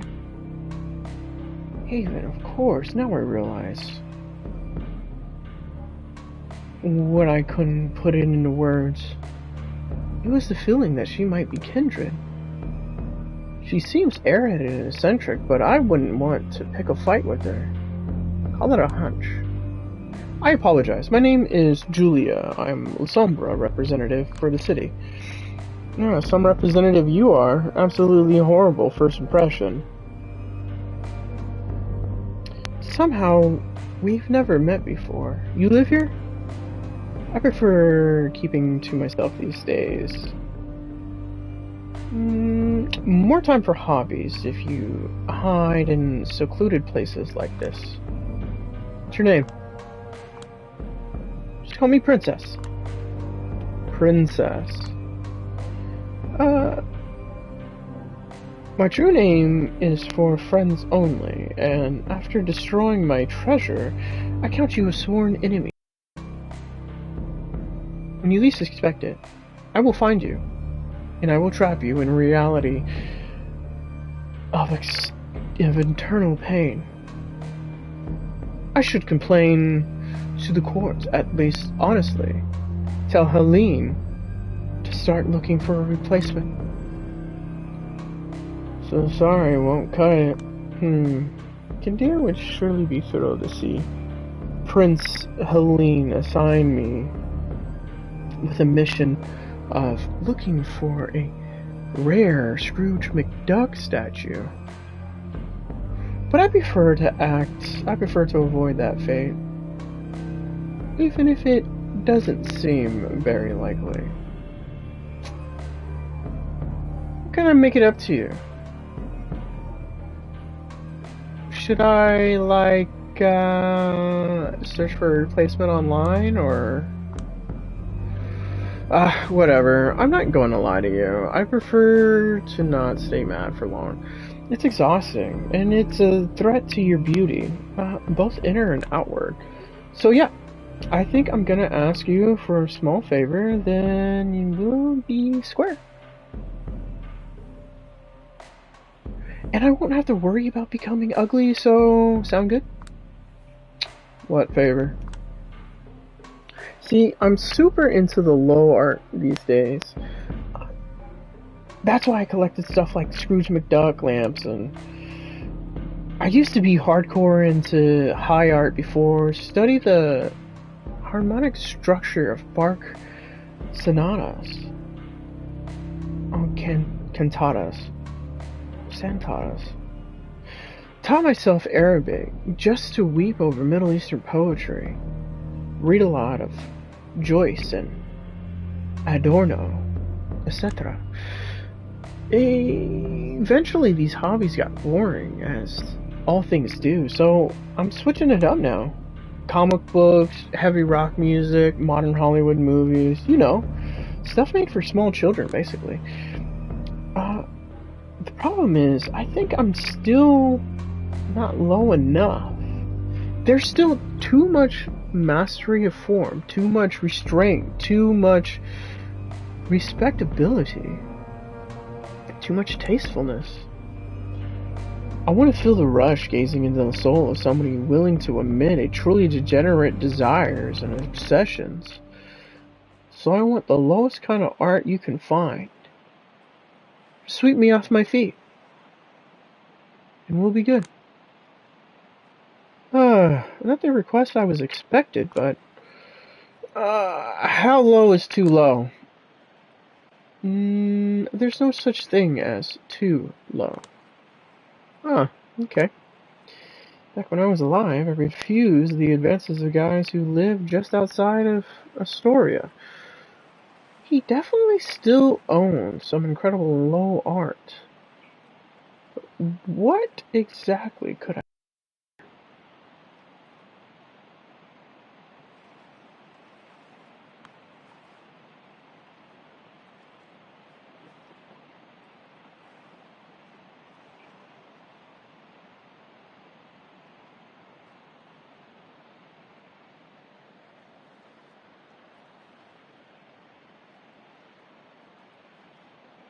Can you imagine showing somebody Akira for the first time?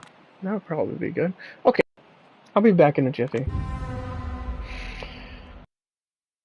An hour to get there. Make him in the middle of the night. Mess with his head a little. And get back with the appropriately low work of art. So, I got something. Don't be shy. What is it? I passed her a DVD box with a busty hand-drawn girl licking a giant katana. According to the description he printed for me, this thing is named Werusu no Daioboken. The cover says Lilith's Carnival? Yeah, no idea why the name is written like that. Anyway, this 90s original video animation presents us with a tale of 5 big-bosomed samurai warriors traveling through America in search for General Hastavista, the Incubus King. Don't let all the titillation misguide you. The main draws here are peerless direction, a nearly avant-garde editing rhythm, and dialogue that coyly comments on traditional gender roles in anime. Once you see the animation in the final battle, you'll understand why it never fails to set the Sakuga fans' heart ablaze. No, Sakuga. Uncountable in Japanese animation anime. A sequence of noticeably higher quality used to highlight a particularly important scene. Oh, the person that actually wrote this is an anime fan. I've noticed that. This is several references. So yeah, it sure does sound like low art. Eyes down. I'll wait a response. This is great! It is? Yeah, I have no idea what I'm looking at. But I can feel that it's utterly degenerate and naked in intentions. Just what I needed.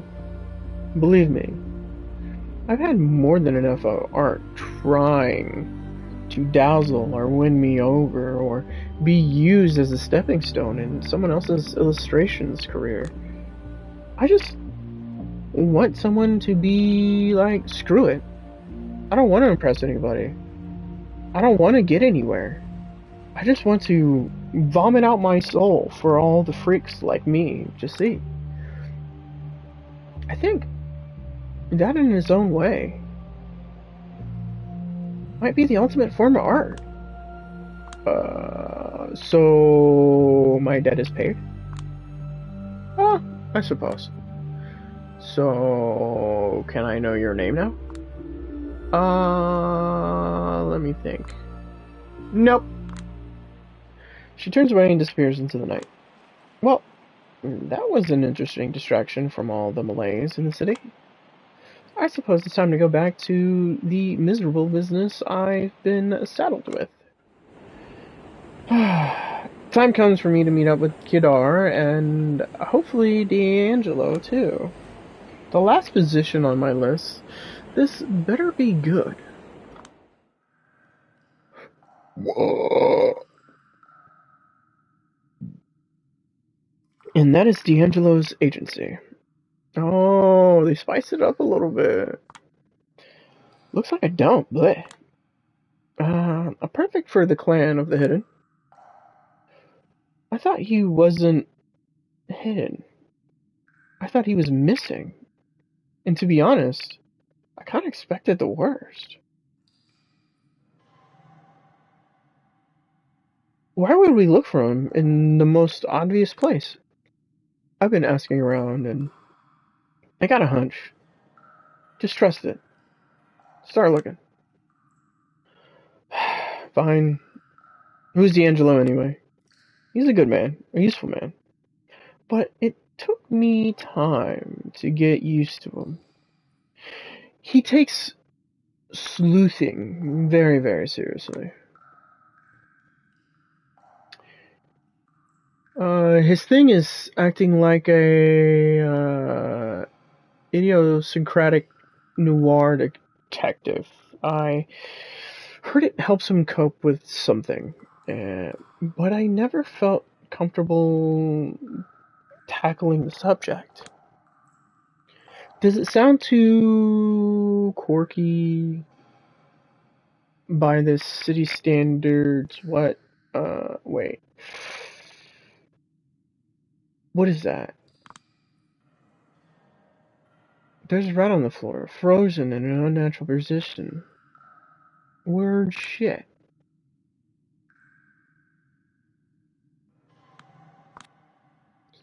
Despite my disgust, I picked the rodent up. No, that's what being an investigator is all about. Leave no stone unturned. Shut up. It's so gross. What have you found out? Take a close, hard look at the rat. It's alive, but from what I can see, he's just stretching out and like grinding his teeth without a care in the world. That's called bruxing. What? When a rat chatters its teeth, he's not acting panicked or aggressive. So I guess he's just happy. Look at his face. I don't know.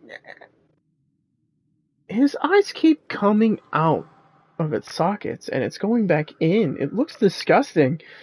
Like he's in a lot of pain. So he's boggling. He must be really content. How does he know so much about... Never mind. I'm getting an eerie feeling. This is weird, man. I have a feeling there's a kindred hiding nearby. Weird. My thoughts, exactly. Kadir slowly approaches a secluded corner of the room. And there it is. He kicks a pile of clothes lying on the floor. I'm just a corpse. Leave me alone. Lucky for you, we're all corpses here, D'Angelo. You're amongst friends. Clumsily, drunkenly, The pile of clothes transforms into an unkempt man who looks like he's suffering some sort of skin disease. You know, a true friend would just bury me. Unlucky for you. We're not kind of friends. Unlucky, lucky, schmucky, my ass. How'd you guess I was here?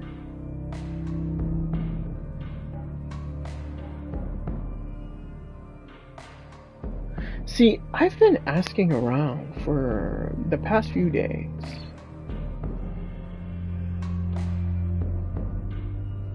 What I've learned is that, for reasons that can be best described as nebulous, you've made quite a few enemies since last year. Yeah. Tell me something I don't know.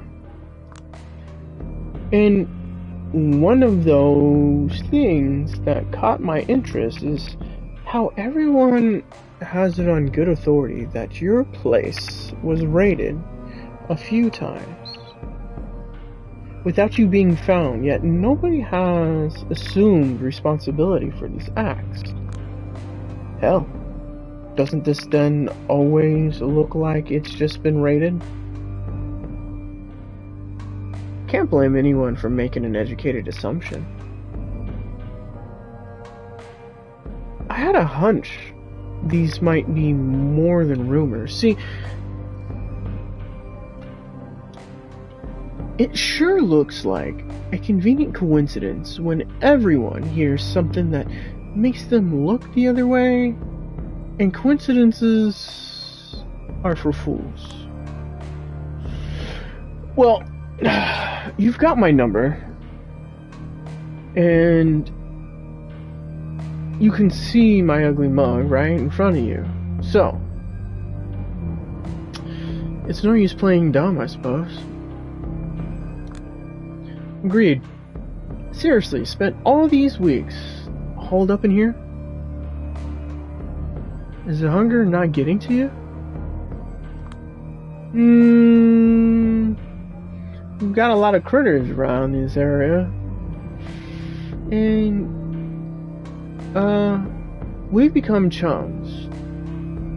Some of these rats actually got addicted to the kiss.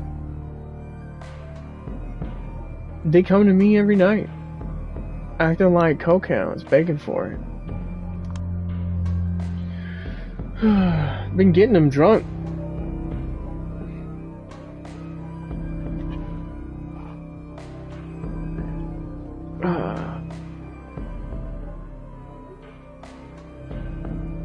Just to get some rush out of it, feeding off of them.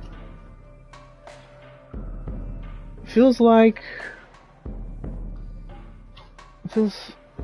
a bit like slathering a horribly burnt piece of pizza in ketchup. But in this situation,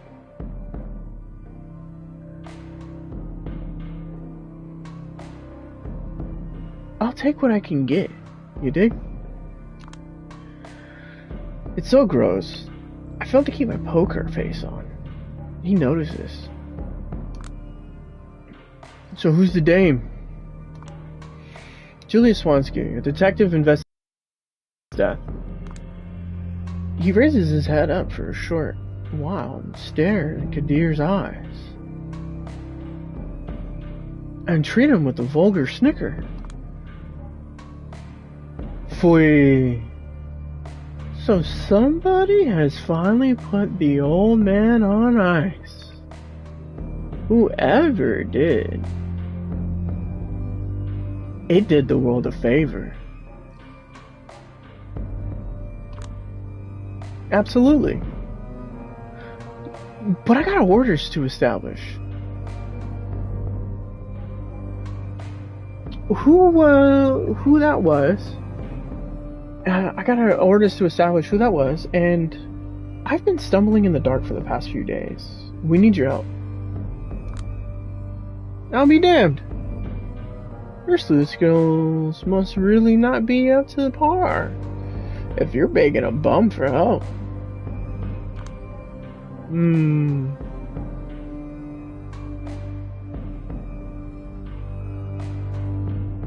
He likes it when people have respect for him. Have some dignity, man. He's just so sorry to look at. Dignity? Spare me, kiddo. I got all the dignity I need, right? Oh, shit. He accidentally lets the metal flask slip out of his hand and fall to the floor. Then struggles to pick it up. Kadir can't bear to watch.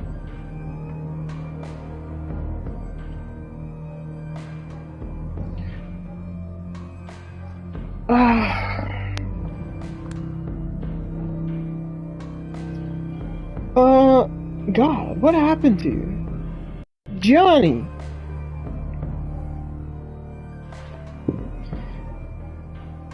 I've never seen you this low before.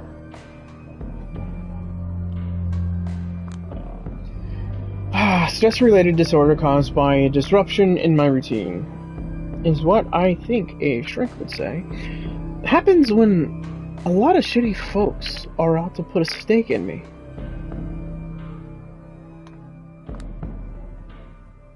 Help us out.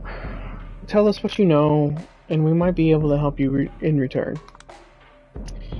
Yeah, respect where it's due, miss, but I think it's going to be the other way around. I ain't telling the two of you shit, pardon my French, until I know I can count on some protection. Gianni. Don't you Gianni me, Kadar. Alice May. I know your level. But I also know that your honor is one of the few things you care about.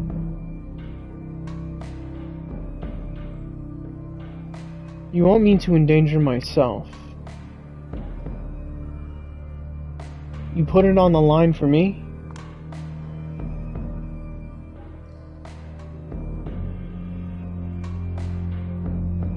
If you put it on the line for me, and that's that. You either promise to extend your protection to me, or the moment you step away from here, I sneak away into the sewers, and that's the last time you'll ever see me. Kadir shoots me a wary sideways glance. I know. He deserves a hard bargain. He drives a hard bargain.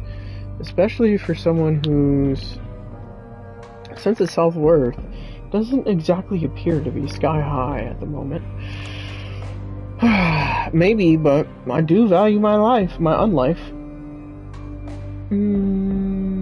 Quite a lot. Thank you very much. Friends. Kadir size. Alright.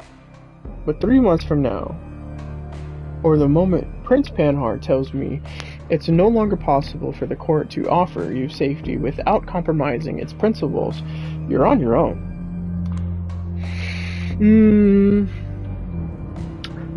No negotiations.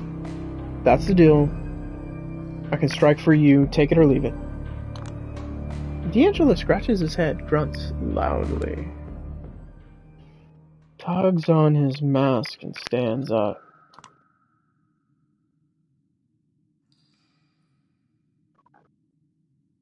That's Jake with me, big fella. I might have strong feelings about Panhard, but hell, I'm sitting on dynamite. I'll take what I can get. Who else in New York would you rather rely on? You want me, or to call the mayor?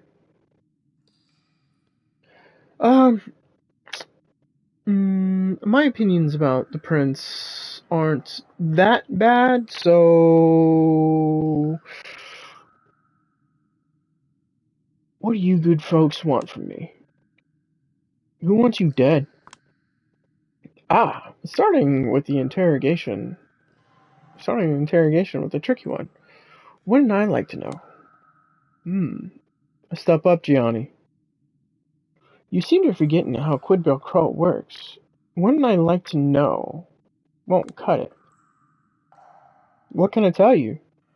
What Lorlock, that warlock,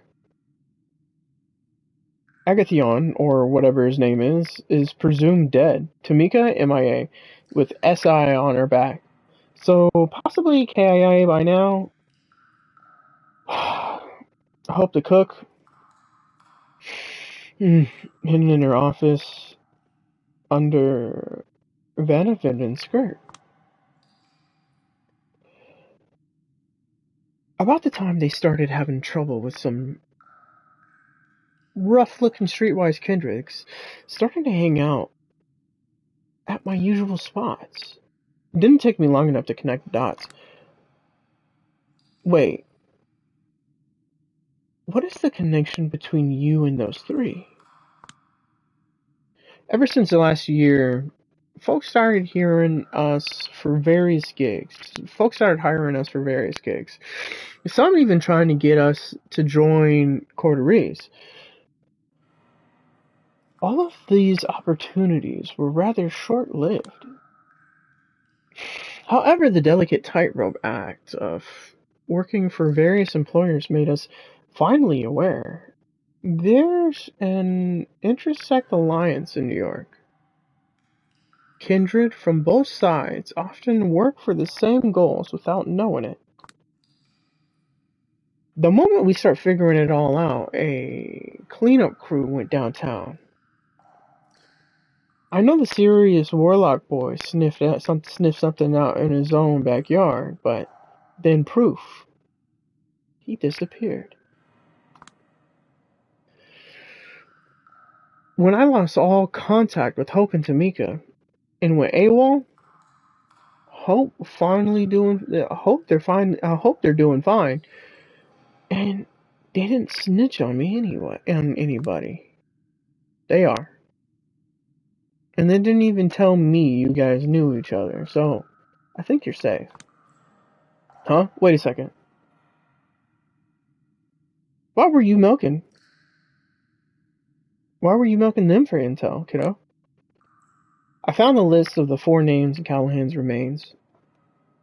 You can probably guess what they were. Oh, I get the picture. Yeah, Christ almighty.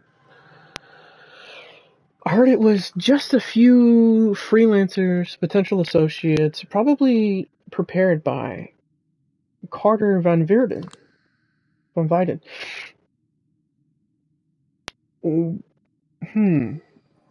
My money's on him being involved, but I smell bullshit.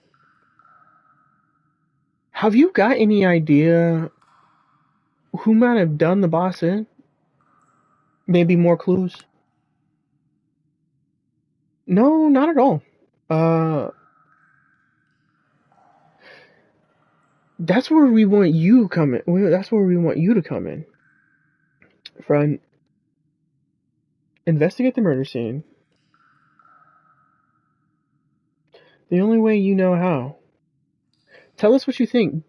Guide Julia in the proper direction.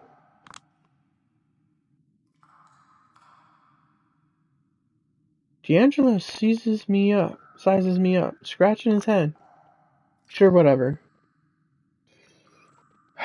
I'll try my best, kiddo. Lead the way. Well, I'll drive you there. Or at least as close as possible. I wouldn't be welcome that deep into Anarch territory. Just clean yourself up a bit, Gianni. I just had my upholstery cleaned up earlier this week.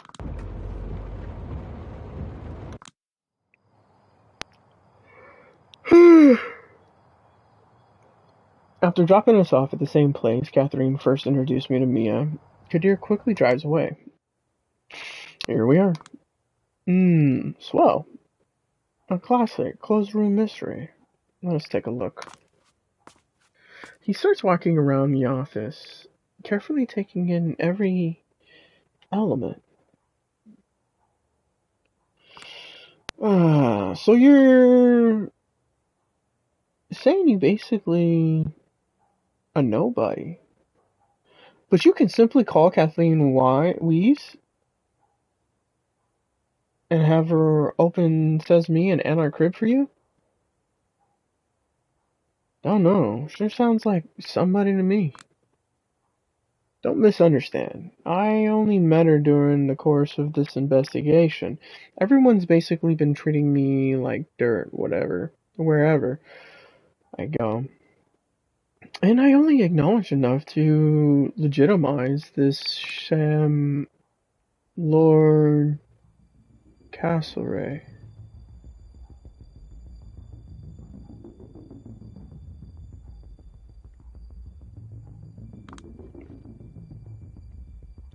Now that was an abrupt interruption.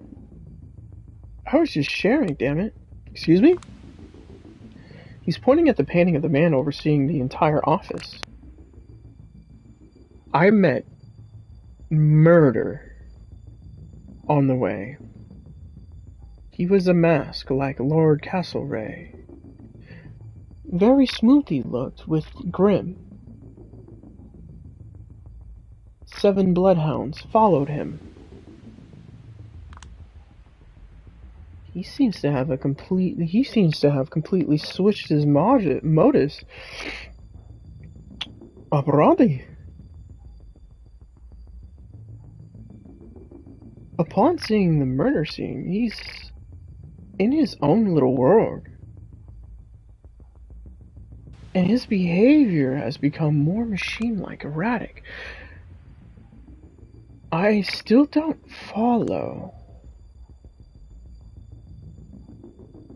I never knew the old Irish coot was into the Napoleonic era. But then again, I've no idea about the exact same age. Of course. So maybe that's when he lived. Or was born. In you. Pay minimal attention to me, alright? Who am I looking at here? Right. That's one Lord Castlereagh. Born as Robert Stewart, a British Secretary of the State of Foreign Affairs at the beginning of the 19th century, incredibly influential, incredibly hated. Ask one about Castlereagh, and he'll tell you. He was the man who destroyed Napoleon for good. The man who shaped British politics for ages. The man who built foundations for European unity at Vienna.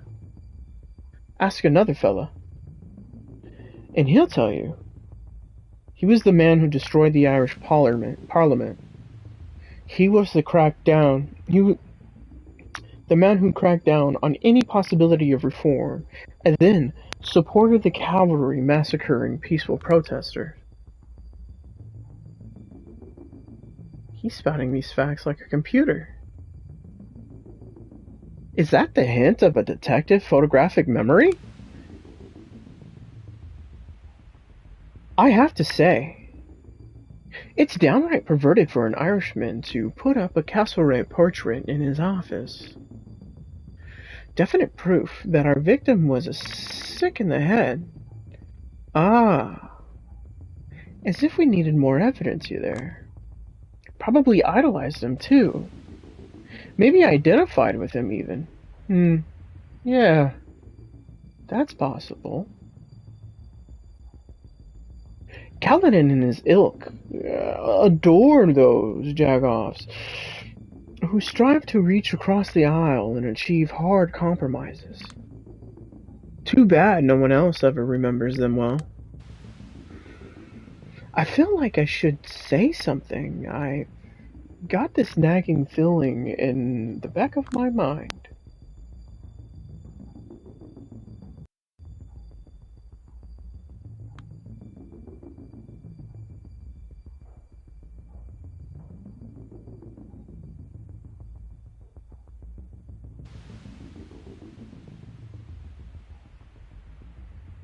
Hmm.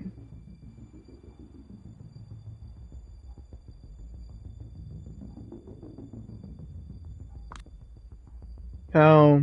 how did he die? Committed suicide in 1820s.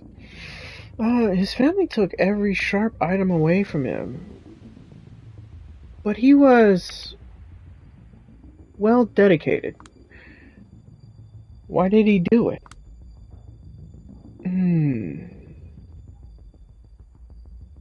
Pressure's mounting from all sides. Deserved hate coming from all sides. Plain all over weird. Also might have gone nuts. Kept saying he saw ghosts. Otherworldly silhouettes. Were guiding him. Yada yada.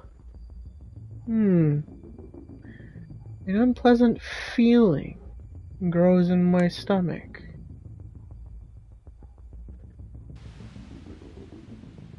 Also, there's a rumor someone was threatening to expose him as a homosexual.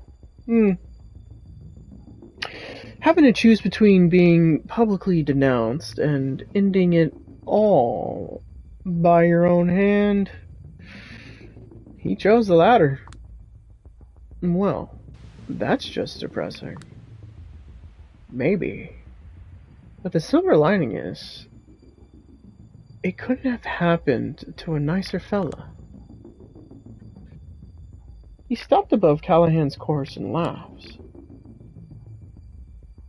Posterity will ne'er survey a nobler grave than this. Here lie the bones of Castlereagh. Stop, traveler, and piss.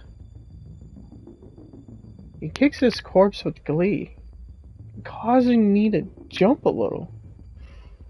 Is he still under the influence? Isn't that tampering with the crime scene? Kiddo, as far as I can see, the crime scene has been fucked for 3 times right now. 3 times over. Can't even be ruined more than it already has. I agree. But it looked about the same as the last time as we were here. And it was already a total mess before you got here, huh?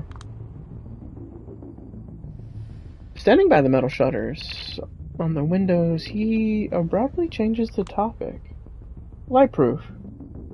Have you toyed with these?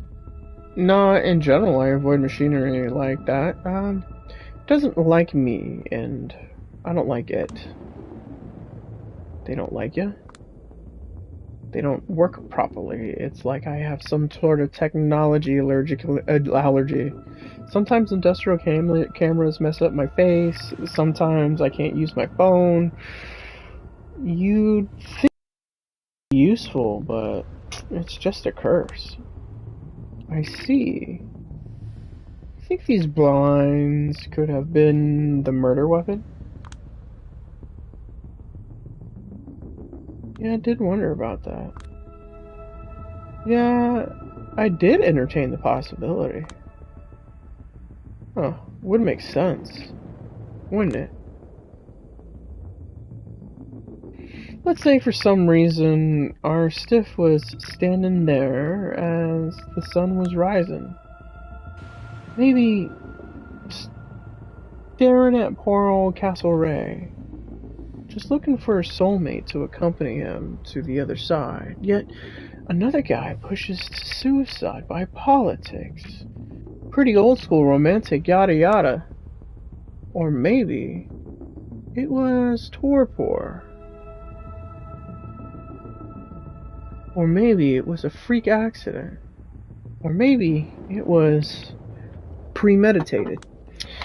In any case, sunlight would have been a perfect murder weapon, no? He takes off his mask and shoots me a disfigured smile my way.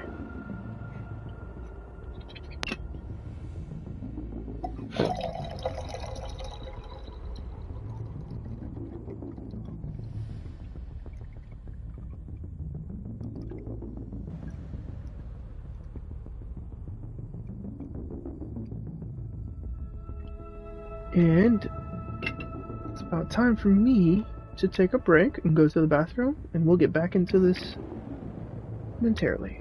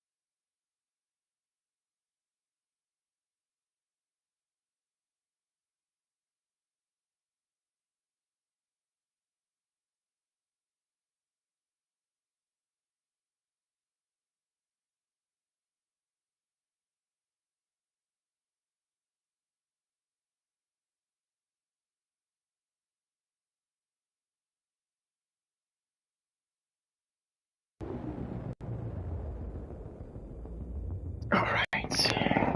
Well, that's just a theory anyway. Well, it sounds... Does it? Because I was just spitballing. It's practically impossible to make certain now. Kiddo. The most logical cause of final death would be damage to the heart. And that can only be done without damage to the skeleton. And he sets off with a wink. Just... what is he playing at here? The safe. Anyone made a crack at it yet? As far as I know, only Callahan knew the code, and the safe itself is pretty hard to crack. Watch me, kiddo. He presses an ear to the safe and slowly begins to rotate the dial. Stop clowning around, you're not a safe cracker.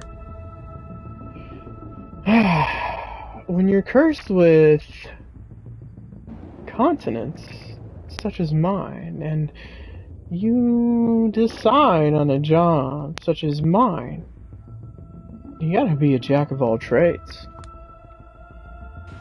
Yeah, but still sounds pretty hard. Last year, there was a random feller visiting a heritage museum in Alberta. He found a safe that hasn't been opened in 40 years. Not a single specialist, nor even a blacksmith, could help him.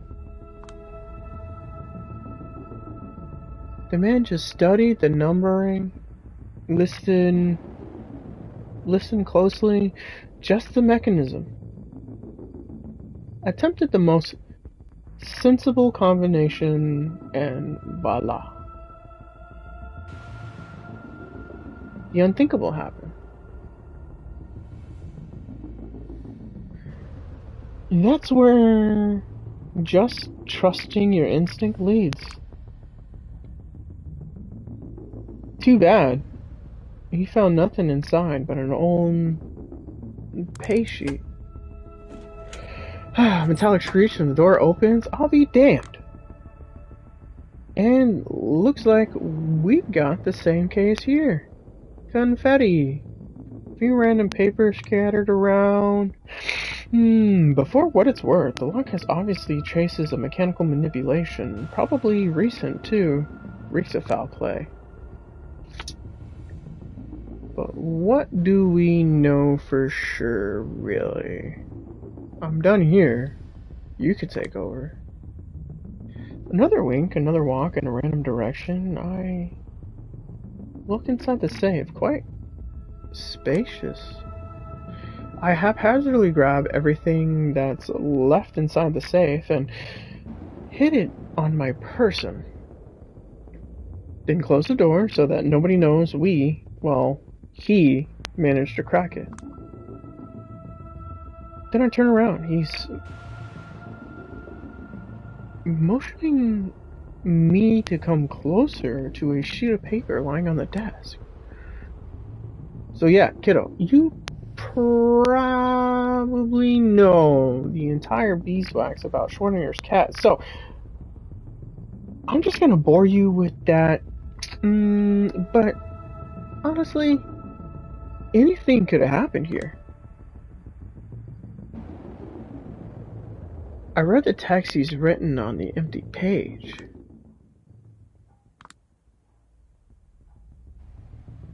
Gives me the chills. Text reads, "This is wired. This place is wired." I think I'm okay. I tried to record my own voice a bunch of times on different hardware just to see if I can. It mostly comes out as noises.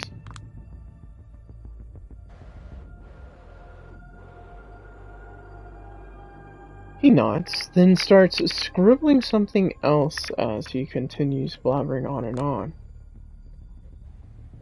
The best strategy would be to make an educated guess about what happened here. Then interrogate everyone about it. Maybe you'll take someone by surprise and drop a hook on him. The wiretap is a chip in the broken glass bottle on the floor. Absolutely sure it belonged to Kaiser.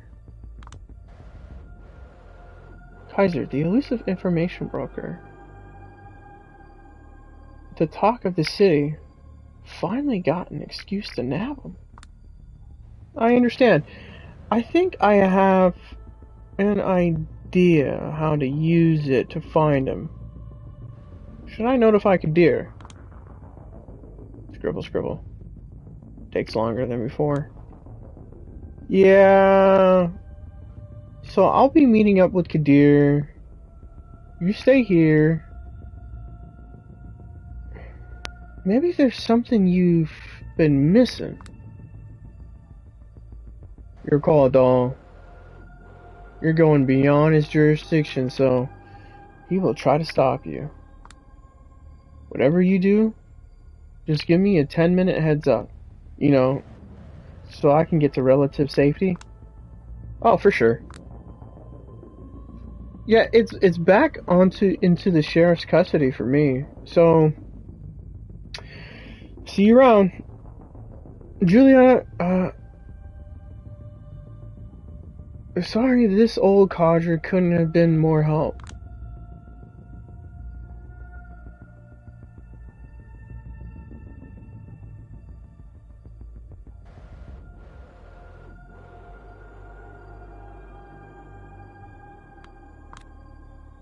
Yeah, if I don't contact him in a couple hours, let Kadir know what happened. I'll be going.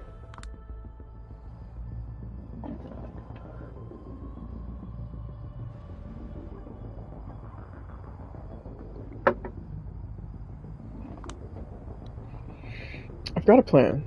Now all I need to execute it is a clueless bystander. This guy will do. Do you, need me for anything else? Not really. Better take a hike before The guy you just... What? The guy you just called shows up. I can't guarantee he won't make you hurt. Will do. Oh, she dominates them and tells people to call him because she's the Sombra. He put his head down and disobediently trots away down the street. I might have messed with his head a little bit too much, using my wily kindred charms, but I needed him to tell Kaiser where I want to meet.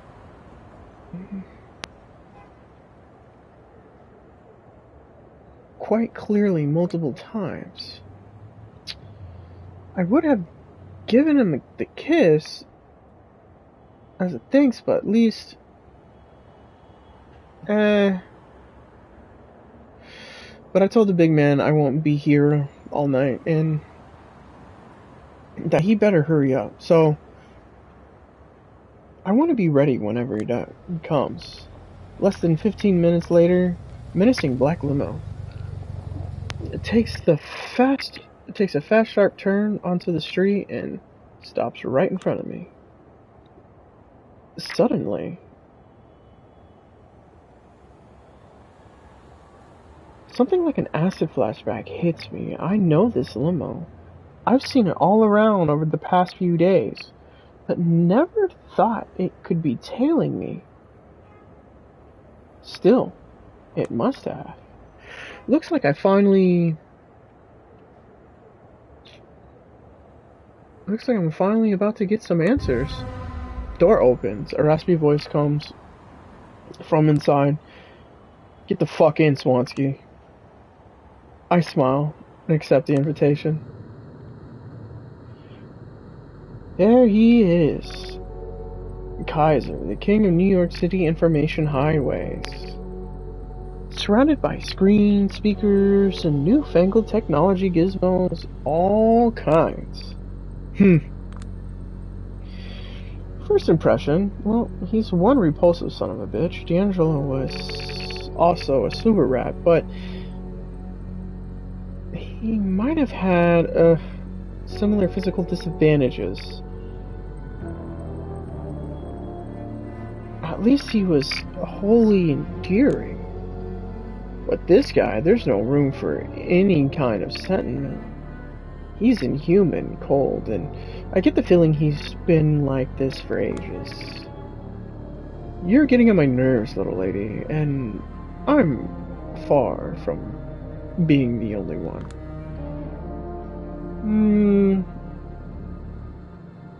I get the sense that he meant for all of this to be threatening.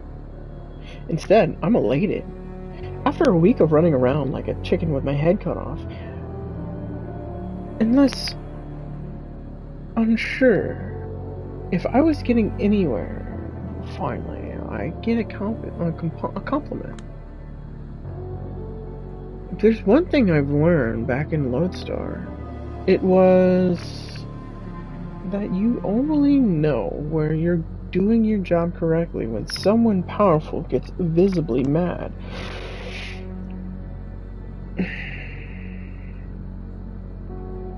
I have no idea what you mean. No need to play dumb, especially considering you're a natural art hole. The art hole, double spiral, the SI, Torxton. How does it feel to have main enemies and absolutely everywhere? He scoffs at me with pure contempt. Listen, I will speak as plainly as humanely possible. To get this through your little head, since it's obvious you're not willing to read the obvious signals. You were hired for one thing, and one thing only, little lady. To suck at your job. And you couldn't even do that right. People keep stopping by my limo this week, telling me, Kaiser, dear Kaiser, we keep trying to make her understand how hopeless she is, but she just won't get a clue.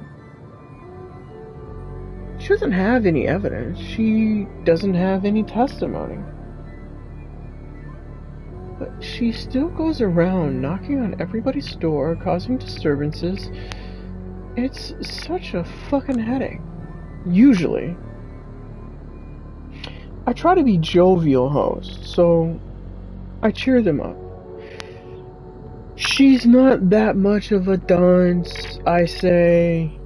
She's making mountains out of molehills to make sure herself seem useful, I say. She's about to stop. But you, in your infinite idiocy, decided to prove me wrong in the most spectacular fashion by knocking on my very own door, forcing my hand, threatening me even. Are you autistic or something? Can't read basic fucking social cues? Stop for 1 second and ask yourself, Coibano? Who even fucking wants you to solve anything like this? Let alone this case. See, this city was a delicate system set in place. Usually it's flawless, but ever since you started tinkering with it, it's been having some irritating malfunctions, and it's driving people. Are you done? And we're discussing sound. Something between a gargle and a bark. Especially, well, it escapes his throat. Unbelievable. All I'm hearing is how that you're in possession of some information that might help me solve the puzzle I was presented with. If that's the case, I'm going to ask you to share it. I swear, you're absolutely irredeemable. You fucking garbage dump of a woman. How I get through all of this rubbish in your head to drive my point in? Don't you know who I am?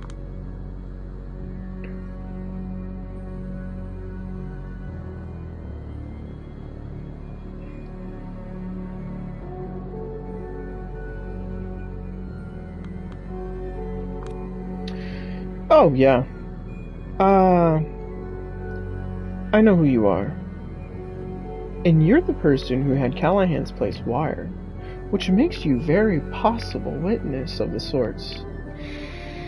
Or even a suspect. Psh, for Christ's sakes, woman, get real. Even if your accusations were correct, then who, pray tell, who would you report them to? Do you even know what kind of people I answer to? No. Care to acquaint us? Is that really what you want? You want to know who pulls the strings? Give me 10 minutes, and I can arrange a meeting. But this is your last chance to turn back. If you don't, I can tell you now, you're gonna be sorry. The big kahuna! Finally, now you're talking. Yes, the big kahuna. So that's your final answer, huh? Absolutely. Unbelievable. He takes out his phone and begins to furiously type. I relax in the seat while we're getting somewhere. I might be dangerous, yeah. But at least I finally get a clue of what's going on. I'm just saying, this is the point of no return. My boss doesn't fuck around. Best case, you're going to beg him to take you in. Whatever. He keeps grumbling under his breath. But I'm not even listening. I just watched the streets go by. Until out of the blue, I experienced a strong sense of foreboding.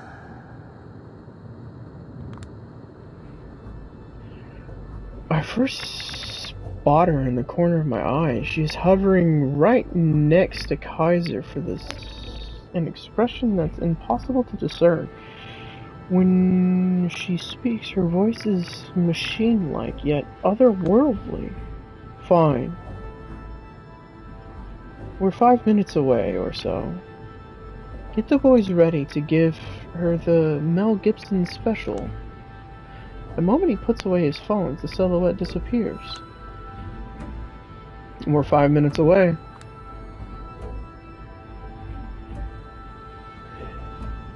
Better start figuring out the ways you might prove yourself useful to the honcho. There is no honcho. Oh my god, of course. This motherfucker's setting me up. I need to get out of here now. First thing I do is grab the door handle and pull. He notices I'm scrambling and struggles to grab me. Hold up. You stupid fucking cunt. Glass breaks, loud thuds. Something heavy hitting the asphalt. Tire screeching. I think he grabbed me. I think he tried to pull me back in. I think we fell into the limo. I think his body cushioned my fall. But I'm struggling to process what's going on. It's like I'm blacking out. When I come to, he's already attempting to get me up.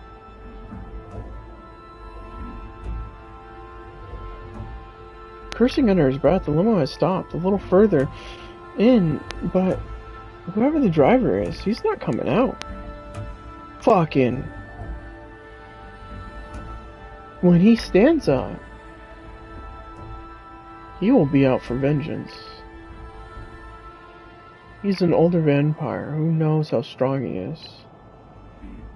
I need something. Something that'll give me the advantage. The pepper spray, of course. This probably won't be as effective as it would be living on a living person, but it's still worth a try. I'll limp towards the asshole, disarm the device, aim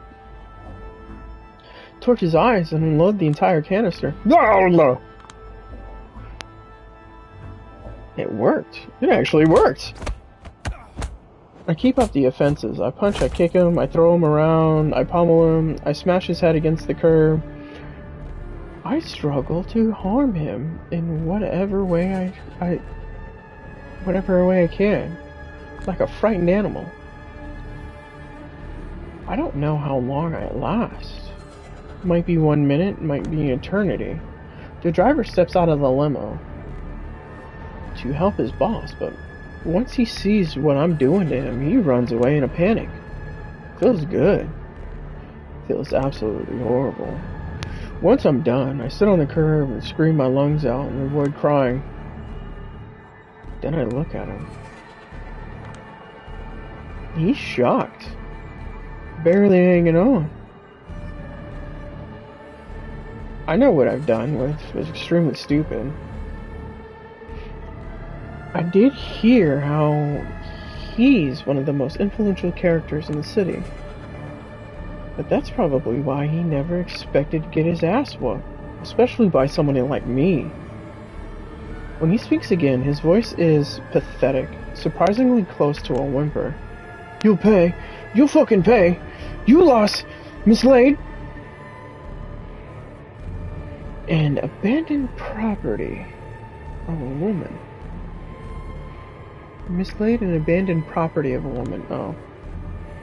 He's unwell. He's talking nonsense. I approach him again. You wanted to have me whacked? What did you think I am, stupid?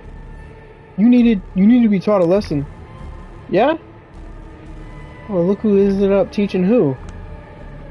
Now talk. Tell me everything you know about Callahan's final death. All of it. Go to hell. You can't fuck me up. However bad you want in. I'm still gonna tell you. I'm still ain't gonna tell you shit. You try anything? There will be consequences. There will be retribution. My mouth is shut. You might be my last chance to solve the case, but if I don't force him to talk, he won't. There's a begrudging thought in my head, but it scares me even. Do I dare to push him to the edge? Make him suffer until he squeaks? Yeah, I'll do whatever I have to. Well, I'm sure you'll open your mouth if I do this. I put his shin against the curb. Wait, what? And I kick it with all my strength. Ah! It's a compound fracture. I can barely manage to suppress my gag reflex.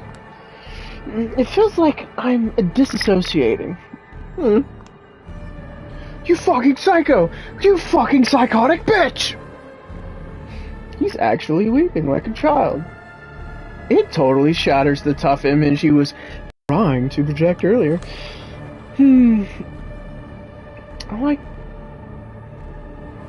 This is the first time anyone has ever used physical violence against him. What if it is? You either start talking, or the other leg goes. Then the hands. Then I get creative. I try to collect myself and put the other leg against the curb. I'll fucking talk! The kick connects.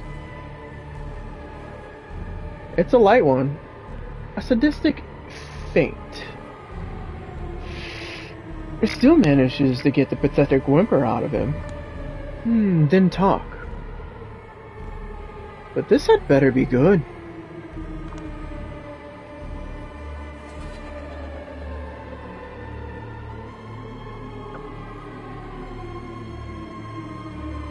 He looks at me with pure fury, then begins to speak through clenched teeth. You want to know who was in Callahan's office before he died, little lady? Everyone. Fucking everyone. And their mother was there.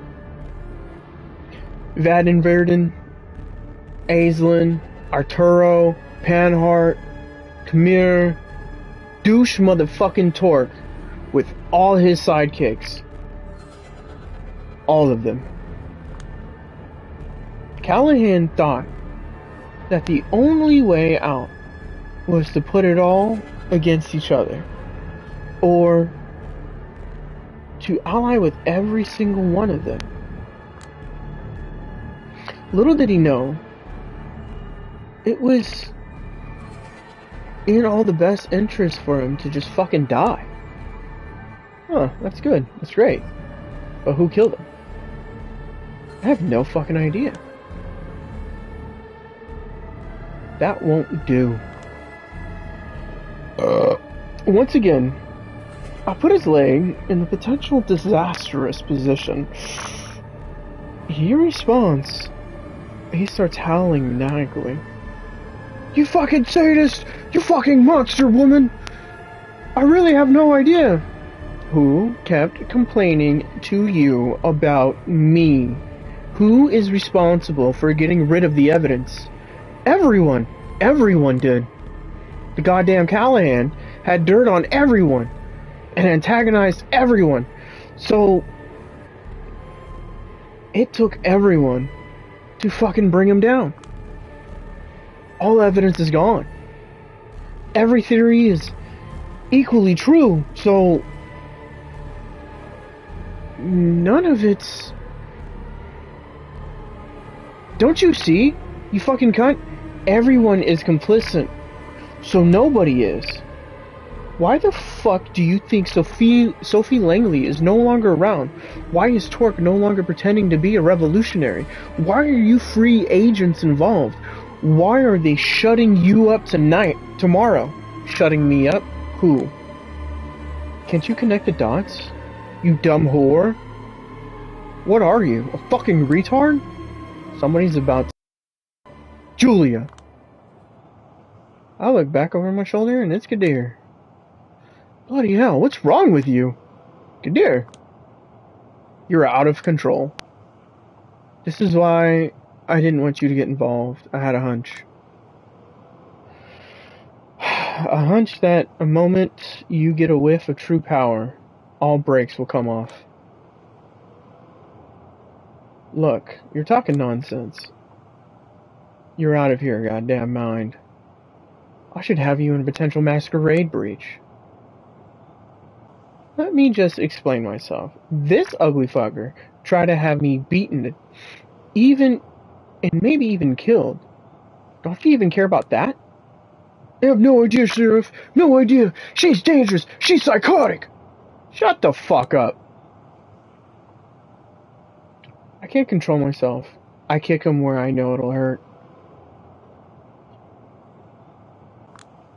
Ah, my fucking leg. Stop this right now, you goddamn idiot. I freeze in place. I've never heard him use that tone with me. I will take you in a moment. In my car, Kaiser. Hold on. I'm not done questioning him yet. It looks like there's a major conspiracy to... I'm gonna have to ask you to leave. You're going to be glad I leave that.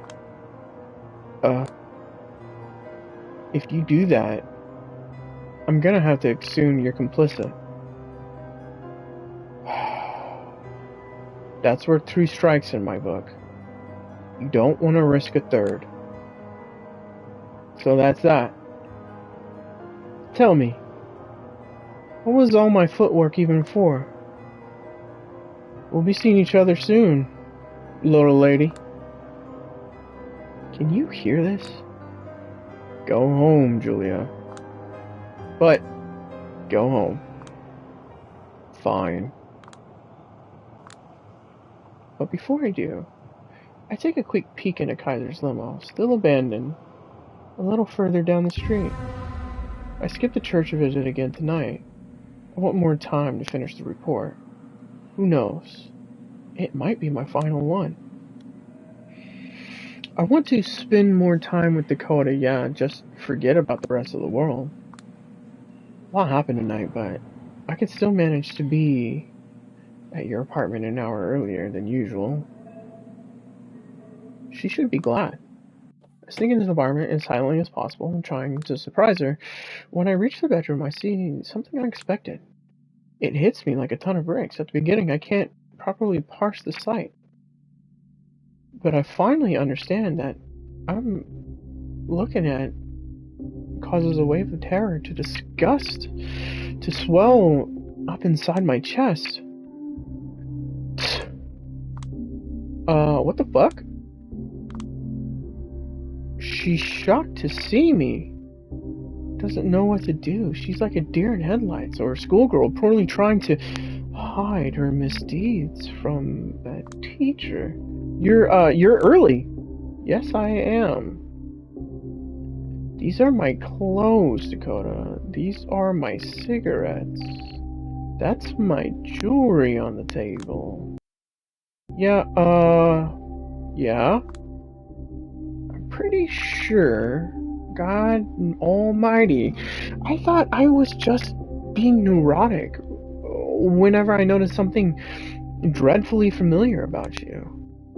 I can explain. Please do explain. Good 10 seconds of awkward silence pass.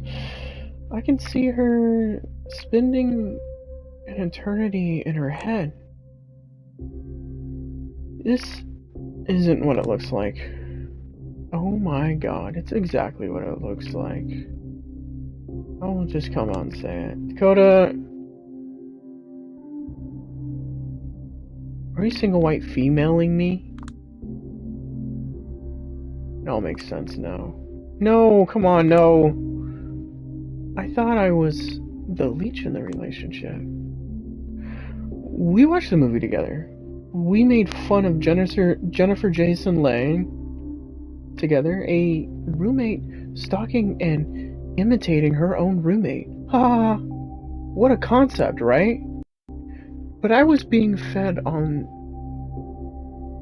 in a far more sinister way without knowing it. Don't be silly.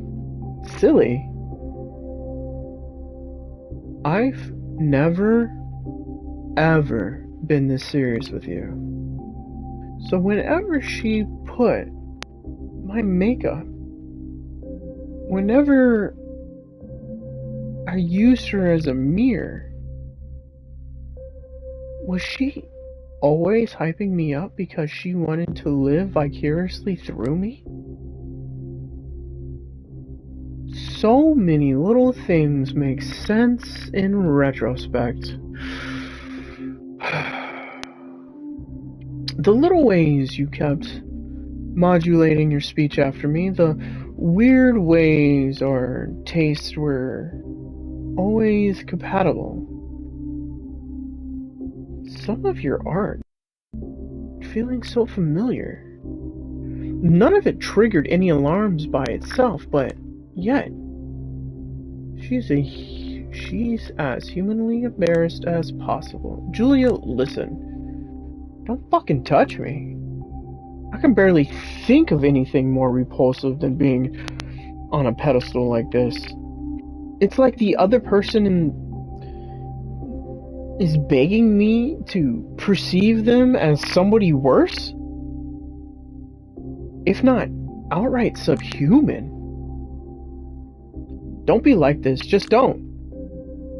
You know, this would probably be infinitely more palatable if you talk to me like a person here, and not just like, I don't know, your fucking mommy.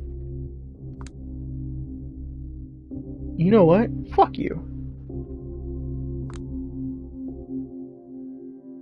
I've been locked in this apartment by myself because of all the pandemic shit going on. It's fucking me up.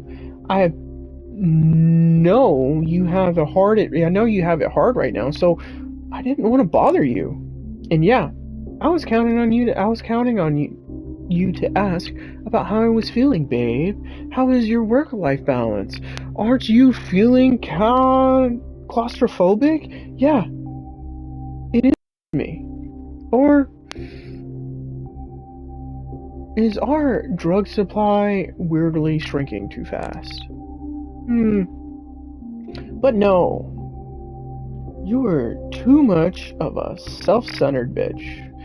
You regularly suck me dry, and it's okay. But the moment I entertain the thought of taking something in return, I cross a line? Oh no. I remember. Wait. I'm a member of the Immortal Elite Secret Society. It's hard to cope, Dakota. Whenever I gracefully decide to visit our apartment, it's just do what I enjoy until the pain stops. Fuck you. Fuck you. Sincerely, fuck you, fuck you. There's nothing you can say but take. There's nothing you can do but take. And you should have learned by now. That's just taking won't make you happy. You big dumb bitch. Stop, just. I don't know what to say. I feel disgusted. both with her and myself. Just stop. Dakota breaks down crying. She grabs a jacket and purse, and then she runs out of the apartment. I don't try to stop her. I stand there for a minute while in silence and then lock the door. Did she take her keys? I don't know. I don't know if I care. I desired for somebody else, not for myself. For a way to open a different world, not to get locked back into mine. I collapse onto the soft bed, I smell her perfume. I've always liked it, but now it makes me slightly nauseous. I try not to think of Dakota. I think of Kaiser, I think of Kadir, I think of Callahan. No matter what I think of, I sense doom. I feel that I've sealed my fate, whatever it may be. Everything fucking sucks. Back into the void. Back into the void. Back into the void.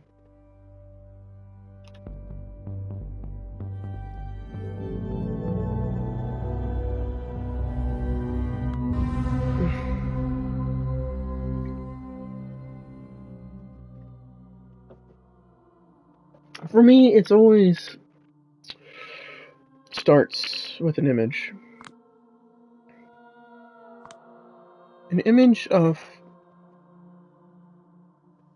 which might be vaguely eerie or interesting, but usually not an image that would provoke particularly strong feelings in myself. Usually it hides a mystery that much is correct. But that mystery doesn't exist without a text, or more specifically, a context. Context is everything. One way or another, you need to process what you're looking at. Maybe the context will be something you've heard, or overheard. Maybe although it's quite rare and pretty special, it will be your very own creative, captivating, complete interpretation. A ghost of an idea. Is this a half-forgotten memory of something unspeakably beautiful I would never see again? Just a scene from a movie, a fragment of a music video, a animation. Or maybe this is really the last thing Callahan ever saw in his own life. Warm sunbeams caressing his skin, turning it into ash. A giant ball of fire engulfing his body, and flame from 93 million miles away. Was he terrified? Was he grateful? There's no will, no suicide note, no nothing. Instead, we can only count on what the local historians write, presumably letting their bases shape the narrative one way or another. What am I looking at here? A horrible, laughable hall of mirrors? A who I never ever want to see again? A vampire more despicable than myself? Or maybe someone who loved taking care of me and deserved to be taken care for in return. Funny, whenever I was high as a kite, mentally lost in dimensions parallel to ours, my anchor, or shared history. My feelings for her were an anchor.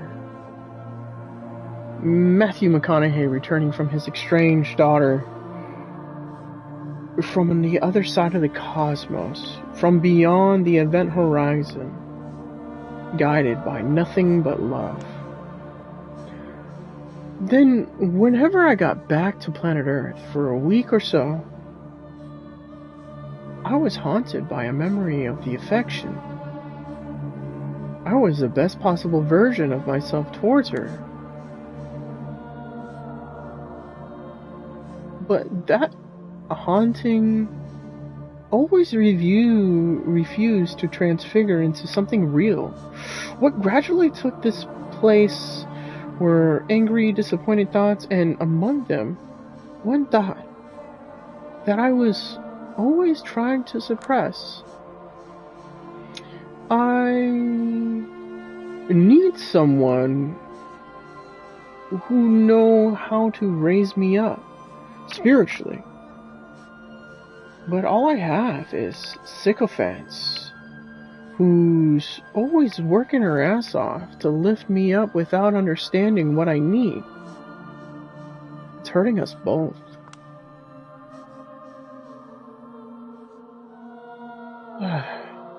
Having these words pop up in my head hurt me, because they had a ring of the truth to them. But also because I knew there must be another narrative. A better narrative. I was just too stupid to find it. Story of my life. Story of my unlife.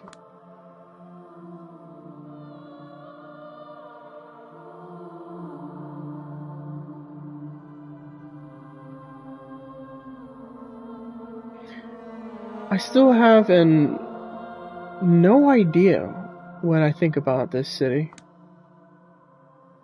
I had my best city in the world phase. I had just a playground for the wealthy fucktards phase. Now I'm in search of a better description.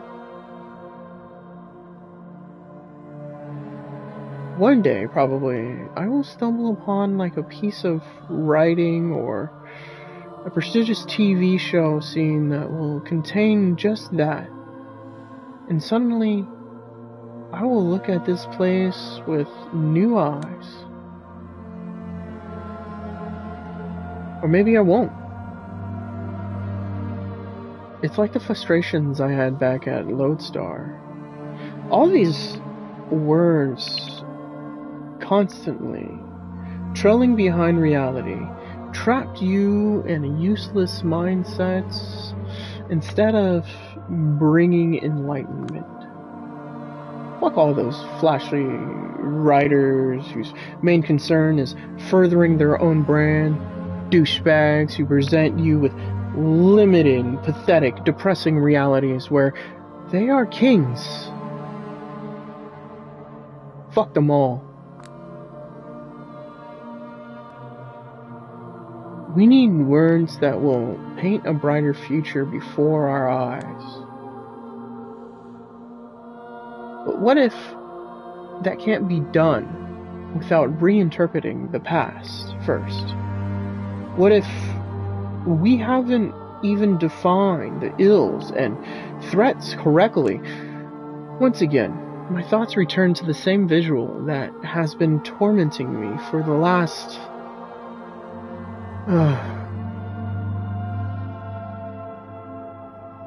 actually, almost every waking moment of the past week. A senseless demise devoid of any context, a crime scene stripped of evidence, an image created by an unknown artist designed to leave you dumbfounded. The investigation is over, all the possible avenues explored, all the non-testimonies are in. No concrete evidence found. The play is almost complete. The actors ready to leave the stage. It is what it is. I felt as a detective. Maybe through no fault of my own, but again, it is what it is. This case, this scene, this picture, never needed an investigator. From what I understand, all the people in charge ever wanted was a talented writer. What if a ghost of an idea, when I wake up, Dakota's still not here? I don't know how to feel about that. So I just don't. Kadir hasn't left any messages by my door, still. Still probably mad, huh? He will probably appeal to the court and take me off the case, and if half the garbage Kaiser was spouting is correct, he shouldn't have much trouble convincing everybody. I look in the mirror and stare at my wrapped non-reflection. Warped. This place is upsetting. You need to change the scenery, girl. The depressing streets of a lockdown New York. Guess that'll have to do. I think of God. Maybe just... That's why I half consciously pick up the cathedral as my destination. I think the silver cross adorning my chest, an empty signifier. Whenever somebody asks me why I wear it, they hear a different story. I think these silhouettes that I keep spotting from the corners of my eye, no. I don't even want to imagine what that means. I feel what it means, and it makes me nauseous enough. I think of my clan, so closely tied to the Catholic Church. It's a loveless marriage, so to speak. Like, for example, the one between my pants. Oh, between my parents. I think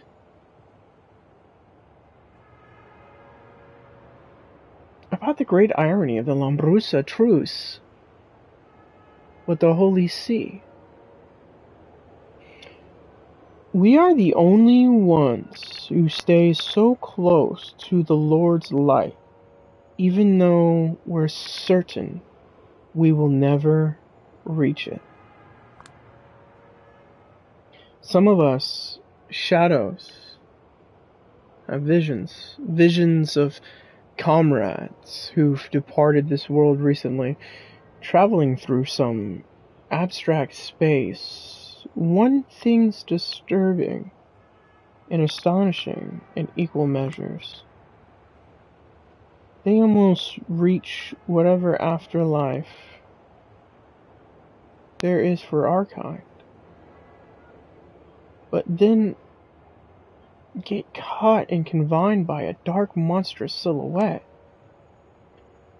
The rumor of our antediluvian wasn't stopped by his final death.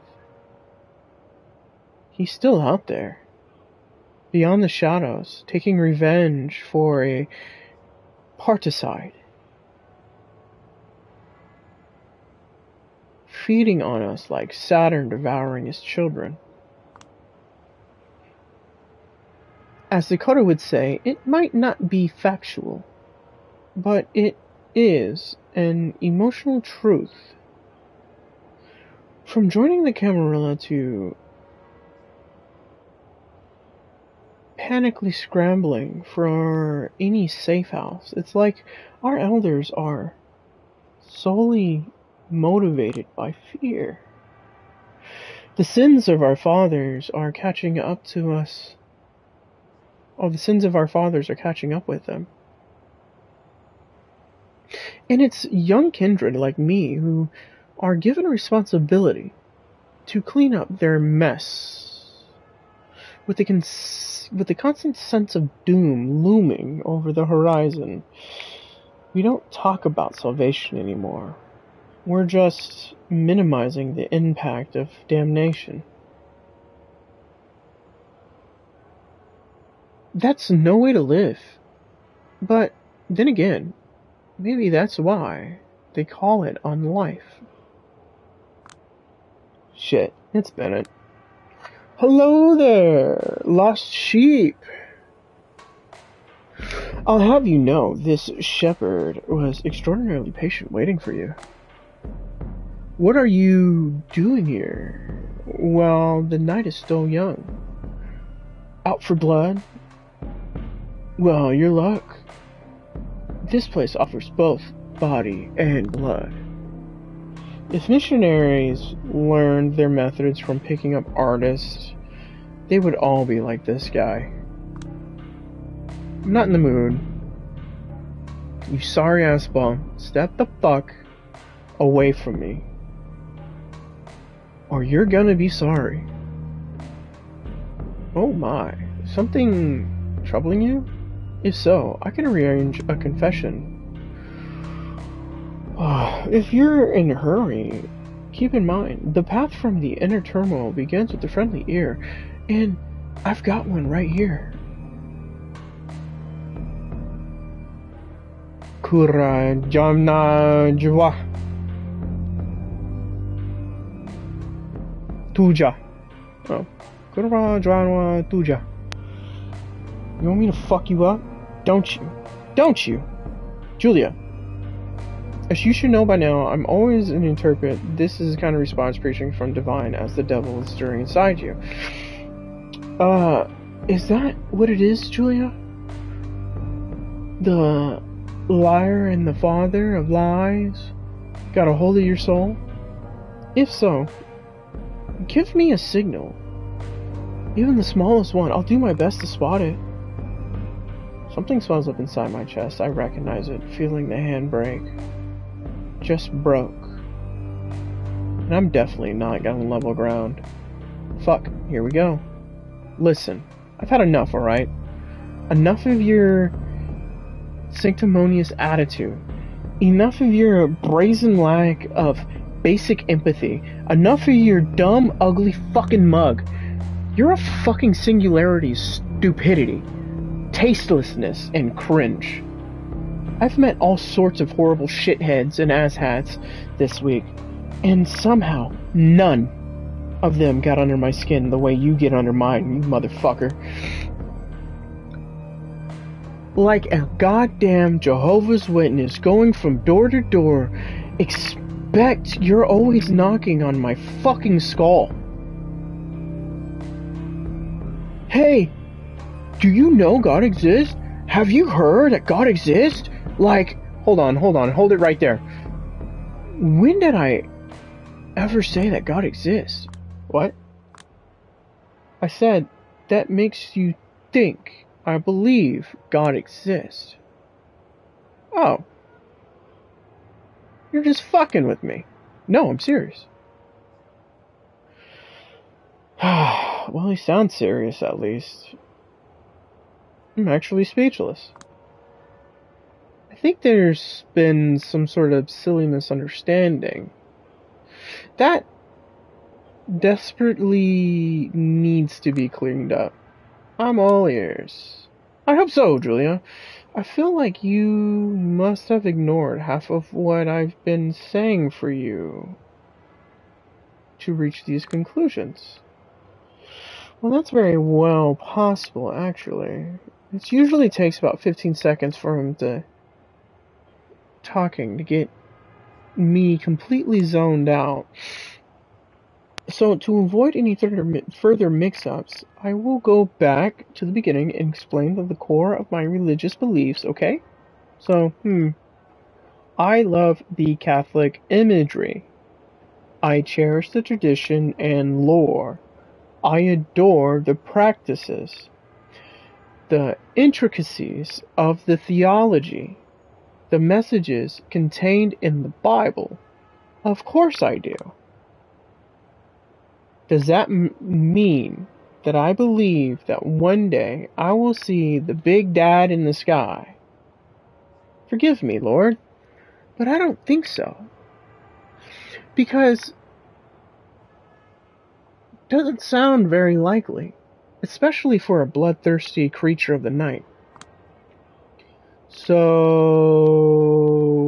what's this about? Fun? Imagery? That's overly simplified, but yes, I suppose you can say that. Motherfucker, you ain't Catholic. You're just a weird cosplayer. Says a non-practitioner who still wears a cross. Yeah. But I don't shove it down people's throats for fun on my spare time. I'm simply trying to share the joys religion has brought to my own life with others. What joys? Oh, where to start? When there are so many, the joy of having plainly understandable rules to follow, the joy of having structure in your life, the joy of always knowing where to find people who share your values. Above all, it's the joys of being an aristocracy. Surrounding oneself with exquisite or luxurious architecture, beautiful classical music, ornate rituals formalizing our actions, our relationships. A pursuit of virtue separating you from the masses. The hierarchies, the communities, all serving an idea greater than themselves. It's like monarchy of some Camarilla traditions, but not gone.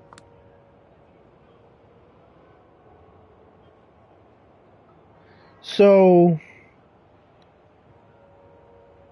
that's what it was. You saw pretty paintings and buildings and thought, hell yeah, I want in. And then you decided what they mean to you? Don't get me wrong.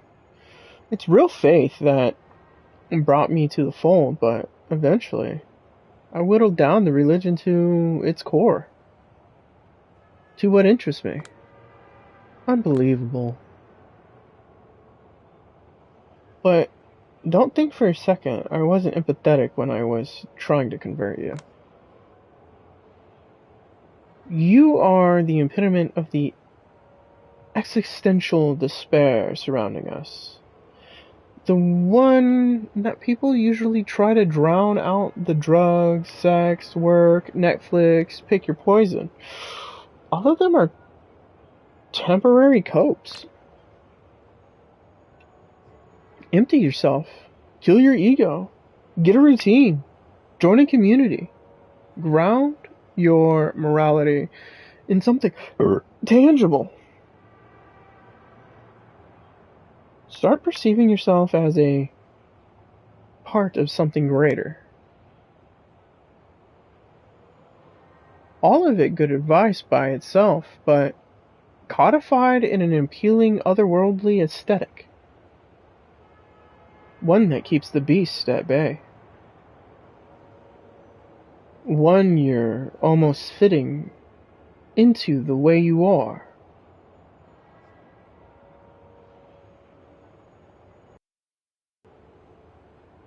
What's there to hate?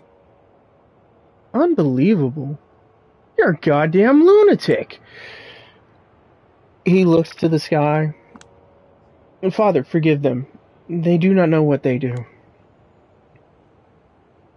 Stop that. Your entire ideology is just aesthetics, you fucking loon. And how exactly do I differ from anyone else nowadays in this regard? Stop arguing semantics. No. You stop. Just look at yourself. A privileged burnout who refuses to invest in herself in anything? Only started committing to anything when, for once in your life, you were forced into a politically charged, dangerous task? Once it's over, you'll be back to being an aimless brat. Desire to murder increases.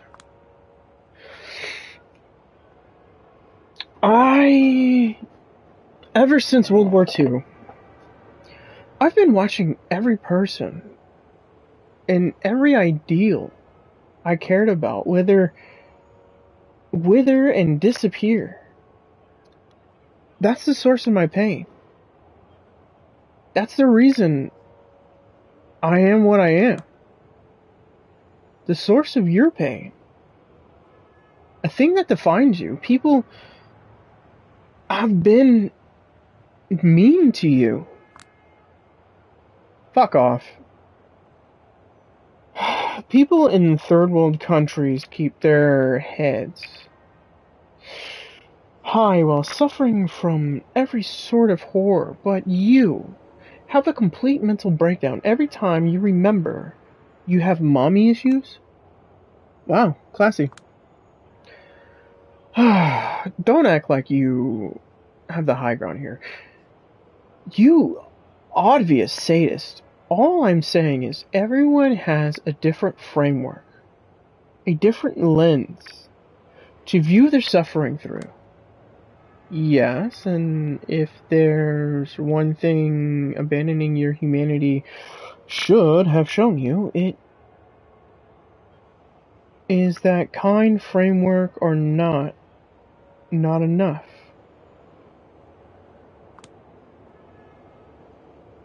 Petty vendettas, childish romances, pointless power struggles, the dumb gambling that chasing success of a career, mommy and daddy issues, sure, why not? Pain and pleasure dictate everything. Everyone wants something bigger than this. They want to escape from this drudgery. They want psychedelia, but permanent. They want to stare at God's face, and even if he does not exist, and you can show them how. Accept the cross you're wearing in your heart, Julia. Accept it. Creepy fucker. Just accept it. Alright. That will be enough, Bennett. The mood changes in an instant. The sight of Father Leonard takes us both aback. Father, what are you doing here so early? You two are arguing so loudly, I have had to come out and check. Even if, with all the panic on TV these days, simply walking outside feels like a marching in a war zone. Yeah, I'm sorry. You should be. I was willing to turn a blind eye to your quirks because I believe you have your heart in the right place, mostly. I'm very disappointed in you. In the way you approach folks in need. Right now, Bennett Seagal is displaying all the confidence of a scolded teacher's favorite. But I was just trying to guide her. To set her on the right path. I know, Bennett. I know.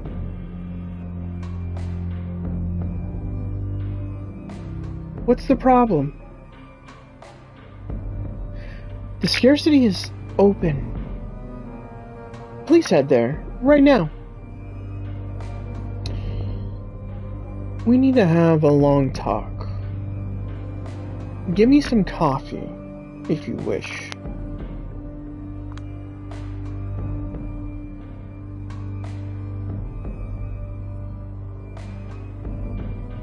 But...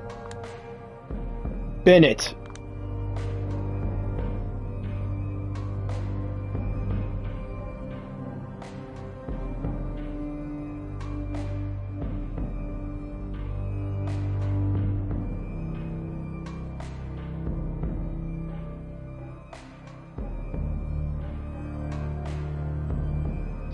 He slowly slinks away, looking defeated, deflated, debased.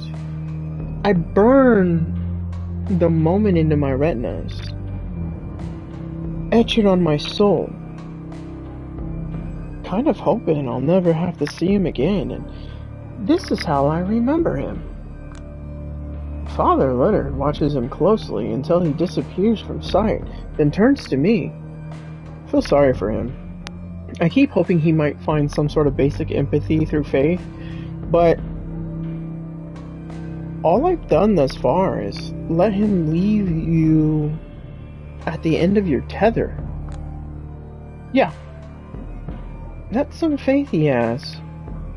Are you okay with all the bullshit he's spouting? I don't exactly support it, but I don't reject it. It's like attrition and contrition. Imperfect and perfect. Repentance, one is focused on a relationship with God, the other selfish and focused on personal gain. But both of them work. Yeah, but does his strike you as completely missing the point? A bit. But purely secular takes on Christ's teachings are nothing new. Pascal's wager is a boring example, but have you by chance read Bulakov's The Master and Margarita? Sure, back in Poland. Every teen trying to look intellectual online loved to repeat that joke about the talking cat who sweared he'd never pour vodka for a lady because a woman deserved pure alcohol. That's one takeaway from that novel, I suppose. I read it as a moving depiction of Christ who's not a divine being, stripped of mythic qualities, but open for transcendence. Jesus and Satan understood as powerful forces battling within us.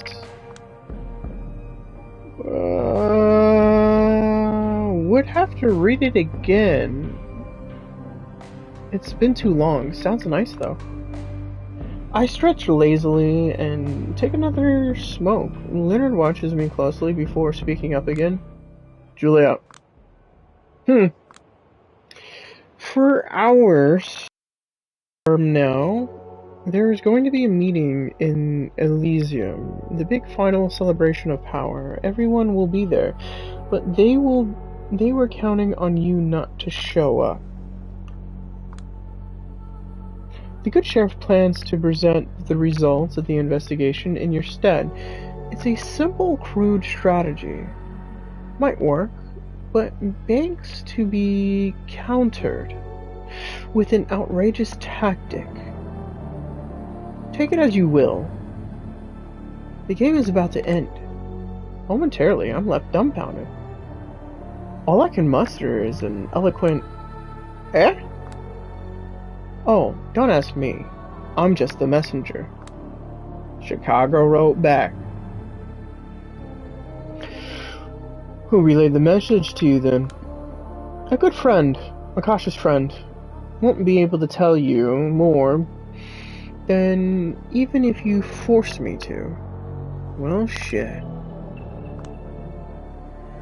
This is the moment that might decide the rest of my days. What would you do in my place, Father? When I was faced with the dilemma that would shape the rest of my life, I would have felt too big and scary and impossible to understand. So I simply escaped from the choice into the seminary. Yeah. If that's your idea of good advice, I'm gonna have to ask you to shove it. I would expect nothing less. Don't you regret it? Regret what? You're kinda shady.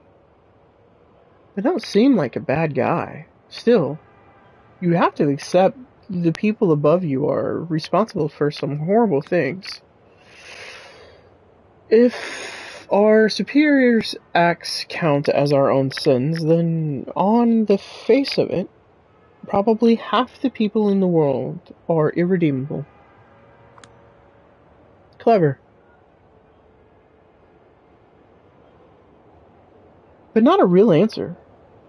And being a low-level grunt for assholes you find wholly objectionable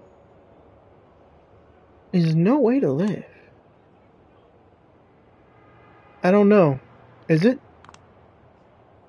I finished my smoke in silence. I have to go.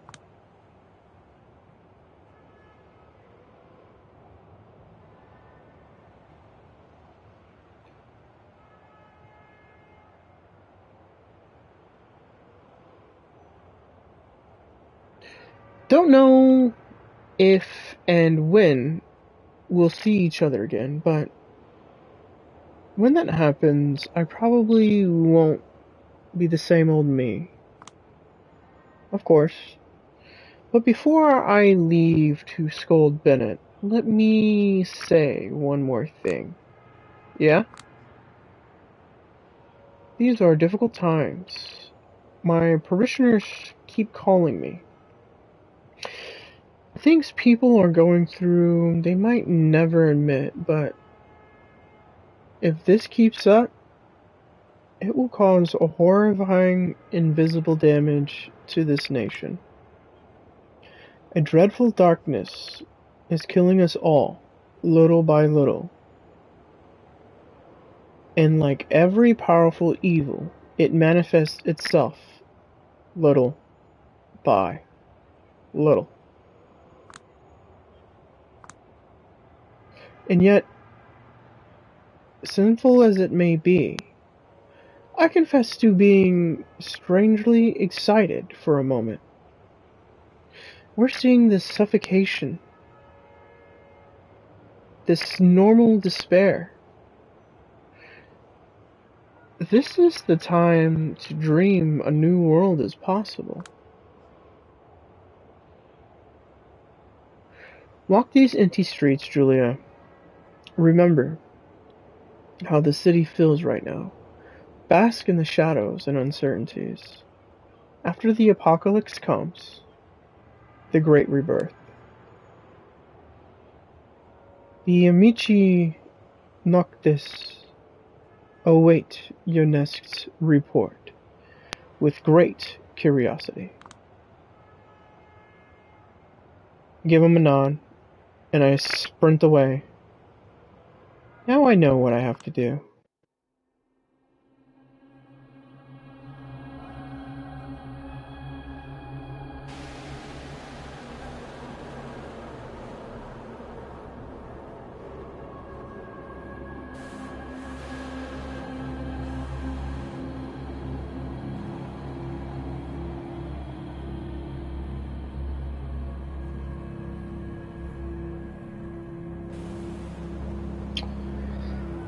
Oh, hey Moon, my lone constant companion.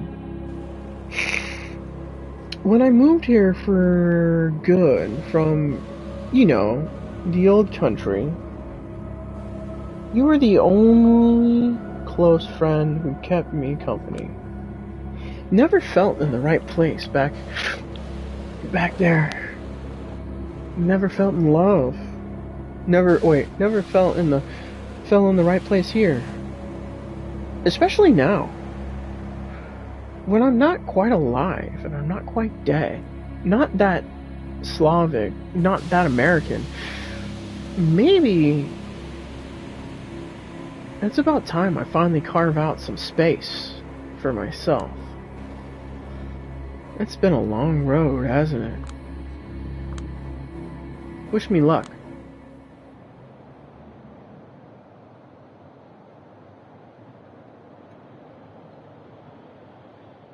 I catch him in front of the art hole because, of course, he had to be the first person I met there.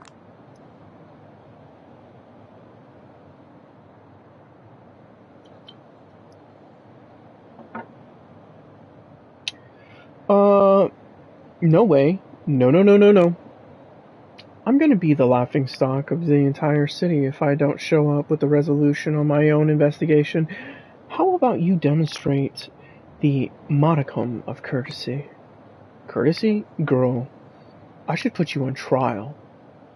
I can't guarantee eventually I won't. You've messed with Kaiser, the eminent Grice of this city, beating him up to a pulp like a random goon.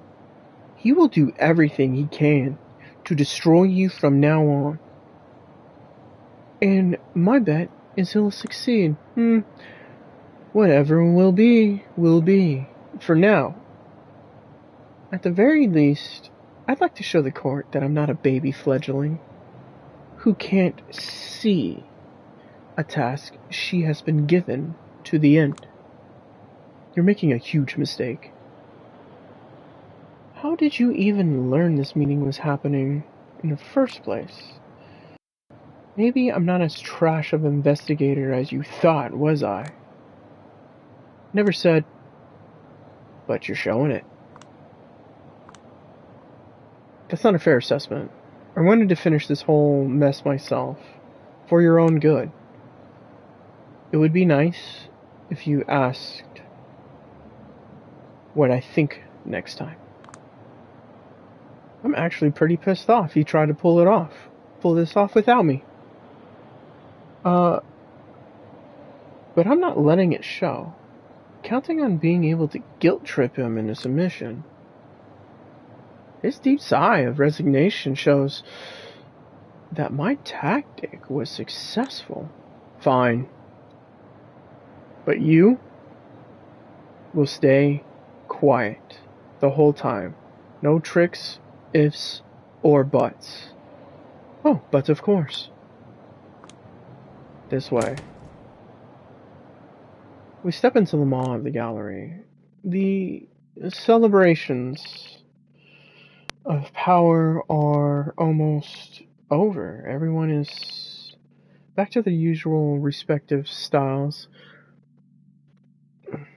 Again, looking wary of each other's company, trapped in their own little worlds. The art hole is nearly empty now, and Kadir is gently strong-arming the last remaining nobodies into leaving the premises. Eventually, only me and a select few of New York Camarilla VIPs remain. Ah, Miss Swansky, barely made it, huh? He looks like Gary Busey. The asshole with the glued smile spots me first, and he's just as authentically enthused to see me as ever. So, he finally showed his face around here. I wasn't sure if I could, if you join us tonight. Kadir made this meeting sound like a one-man show. The preparations took me a bit longer than I thought they would. I apologize. Are you, by chance, planning on to surprise us with something? Well, if I was planning something, that wouldn't be a surprise if I told you. Now, would it? Can I have everyone's attention, please? We're about to begin. Everyone remaining in the building gathers around Kadir. Ah, exciting. Is everyone present? Present. And accounted for. My prince? Yes, before we begin, let me welcome an unusual guest to our fold. She gestures towards a corner, from behind which emerges a silhouette that would have never, ever appeared to be here under normal circumstances. Name's Torque. I'm the Baron of the Bronx. I was delegated here by my compatriots as an oversight authority. I'm here to observe the results of the investigation. Nothing more, nothing less. Let me stress, this is the last time. This is a one-time occurrence, meant to alleviate the tensions in the city. Not a symbol of mutual recognition. Not in the slightest. I peek at Addison's face to get a feel for how a hardline loyalist might grow with this arrangement. His expression betrays no surprise, only at the slight discomfort.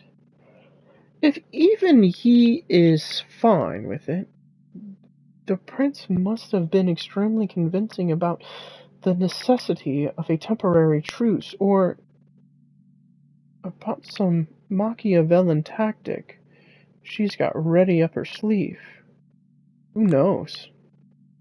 Of course, we might have unreconcilable differences, but there are times that have to be temporarily put aside in order to quell unrest and open paths for constructive, meaningful change. If anyone would like to voice their concerns, the time is now.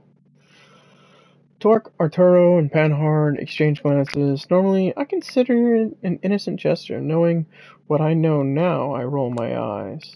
A stick or a carrot, Torque? What made you break and sell your compatriots? How much do you really know? If not Kadir, may I? He steps into the middle of the room and clears his throat theatrically. First, let me plainly state the conclusion I'm going to present is by no means my own achievement. It is the result of the tireless investigation conducted by the talented kindred. I won't name names here. A telling glance in Torque's direction serves as a succinct explanation for why he refuses to call them by their names. And, of course, Julia Swansky. Those ceaseless groundwork over the past few nights served as a foundation for the findings that are about to be revealed here. Thank you, Julia. It's not the first time he sets out to oversell my achievements. As the sheriff, my role here is mostly representative. I spent the last few days overseeing the celebrations in Elysium, making sure no harm would befall anyone present. Luckily, none did. Looks like the prince's decision to move forward with the events was the correct one. And for that, we should extend our thanks to Kadir, and let us not overlook our guest to a degree. I managed to convince my key allies that diplomatic action is the only way forward in this case. No matter how wrong-headed the enemy can be, we still need avenues to negotiate and communicate. I'm curious how Tamika would react to him looking like a corporate bastard, designing the future order, dismantling the potential for change. That lies an unrest. No wonder she dumped him. Spare us the empty pleasantries, and let Kadir move on. I don't have all night. Alright. I'll be concise. Douglas Boss Callahan remains were found in his office by one of the ghouls. First thing in the evening, the first kindred to confirm it was the Anarch Baron Torque, present here. A mystery book author would refer to the circumstance of Callahan's death as the classic closed room mystery. The metal door, locked with or from the inside, served as the sole way in. There was no murder weapon, no useful testimonies, and no evidence was, how do I put it, barely circumstantial at best. Was the last, what was left for us was one hell of a puzzle, where the answer couldn't even be approached using the tried and tested question of Huebano.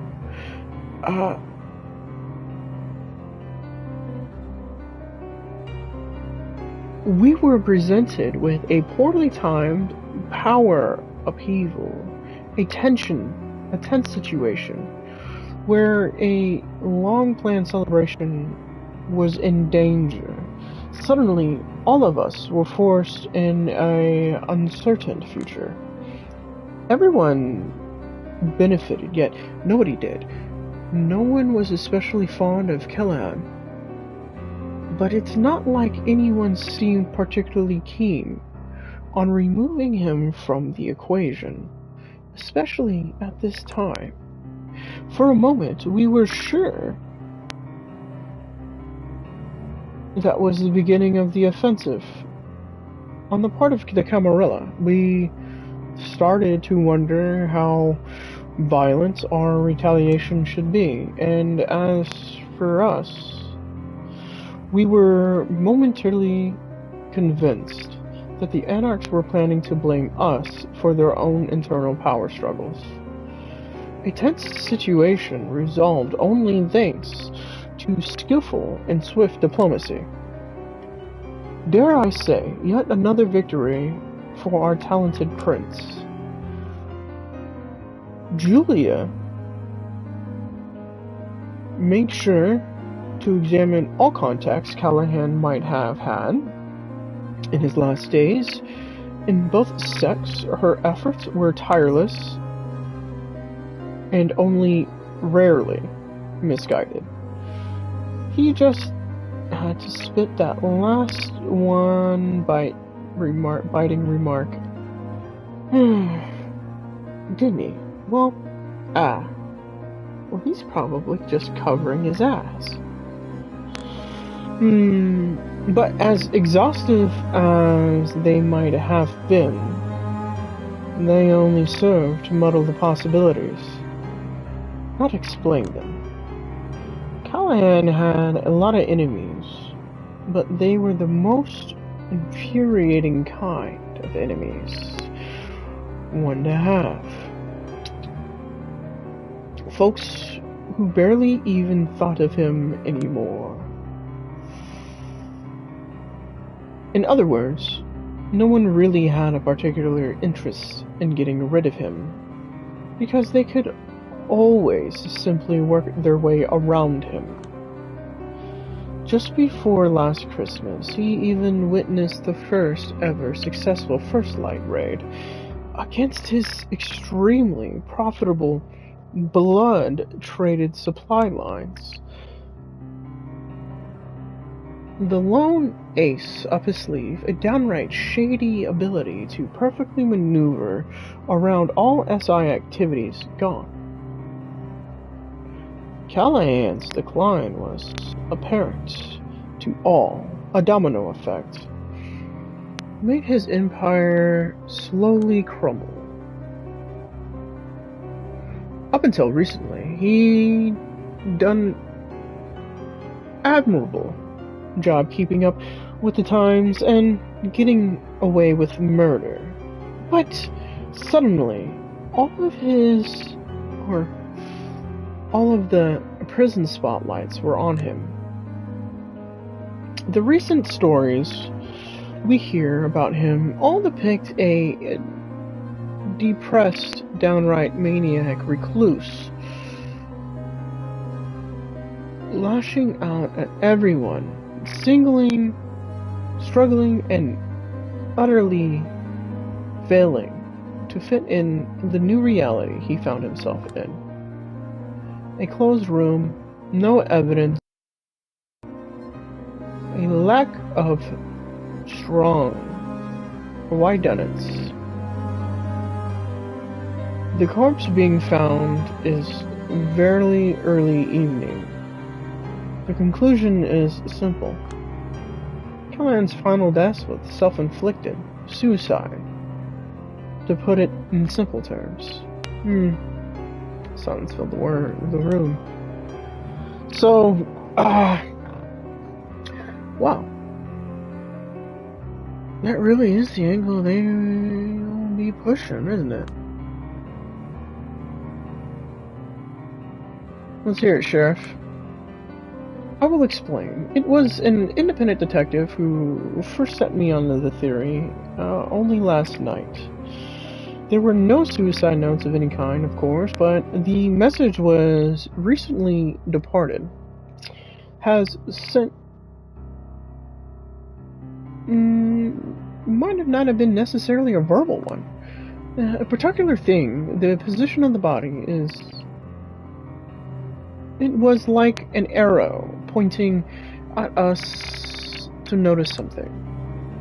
It appears the last thing Callahan saw in his unlife was the portrait of Lord Castlereagh, the second Marquis of London, which is coincidentally where Callahan was born.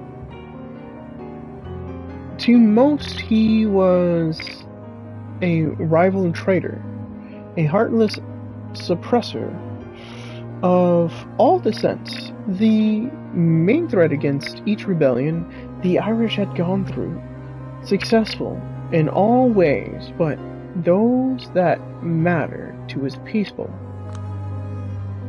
Some call him a tragic figure, holding together selfish allies against a common threat, always fighting for a painful and unpopular compromise, ruined by overwork, sickness, poor public speaking skills. No hard way to see Douglas Callahan empathize. Polite snickers. Indeed, especially when you realize that the sickness is his blood, his failures, the hatred from his own people, and a growing paranoia led him to commit a dramatic suicide within his own four walls. Ah, I see. The assumption is, instead of stabbing himself to death with a knife or a pen, he decided to let the sun embrace him. In its warmth, Castlereagh's face burning into his eyes, a poetic final death.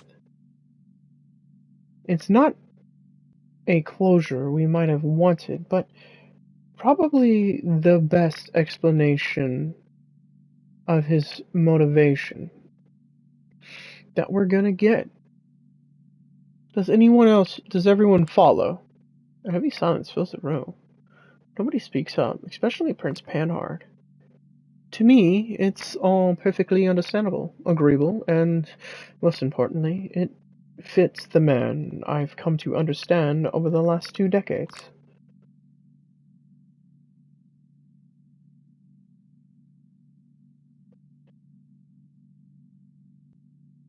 Consentient murmurs resonate through the room. Agreed. And might I add, there were some irregularities in the handling of crime scenes, but the Anarch leader's findings suggest Callahan's resentful ghouls were to blame. Folks have been real happy to see him dead, is all I'm saying. And they went overboard with the celebrations. They've all been interrogated, though. Yes, I've received all the resulting intel, and it's done nothing to change my mind. Their depictions of Callahan's state of mind only serve to support the suicide theory. It is my suggestion that we all announce these findings to our respective communities. First thing tomorrow night.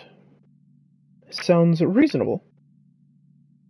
And I think that concludes this meeting. I'll let the Keeper of Elysium do the honors. No time wasted, huh? Alright. Does anyone have anything else to add? Any questions to ask? Take your time. Look at everybody, just sitting it out, in perfect agreement. Congrats everyone, congrats us. We've achieved a perfect victory. No loose ends, no rocking the boat, no nothing. Makes me want to puke. Why, how many of them contributed to the final report? How closely does Kadir believe the shit running from his mouth? He's always been a Camarilla loyalist, a fanatic even, but... Miss Julia, any final statements? This is it. Now or never. If anyone can blow the pathetic charade wide open, it's me. But there's no coming back from this road. And it has to cost. I spent all my life and unlife on social climbing. And the sunken cost fallacy is kicking in. Challenging them here might be the only way of ever making it out of the pit I'm in. On the other hand, maybe this is my time to head into the unknown, kill my ego. At least temporarily. Shut up the voice of my elders screaming in my head. Betray my La Sombra instincts.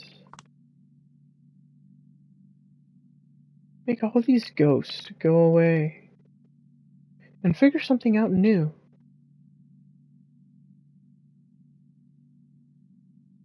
No matter how scary it might be. Do I dare? Or maybe I don't.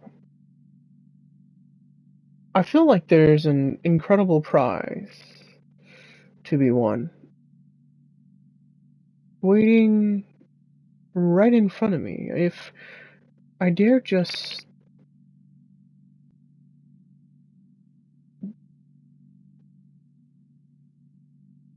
to take out this revolver with a single bullet in it I have on me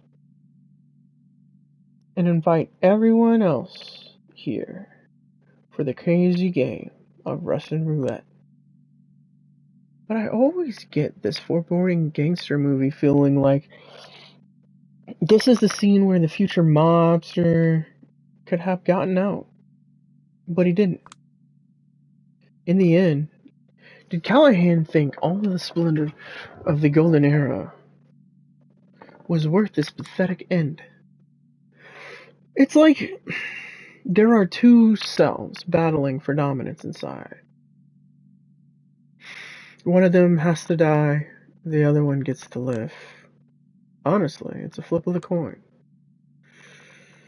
I reflect on all kindred I've met, lessons I've learned, choices I've made over the past few nights to make a decision, and then feeling like I'm simply following the way I conducted this investigation with a logical conclusion, I respond. No, nothing. Kadir has done an excellent job of summing up the entire case. A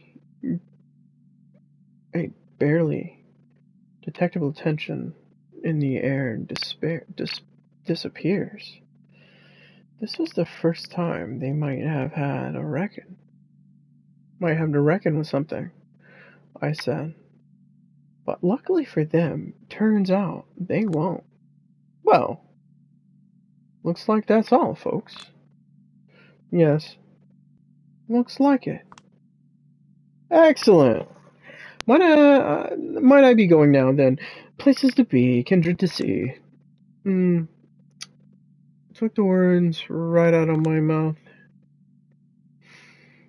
You can see it in some of their faces. Everyone is happy. Samira, will you escort Mr. Torque out? Me and Thomas will have to appease Mr. Payne for disturbing the sanctity of the Elysium. Certainly.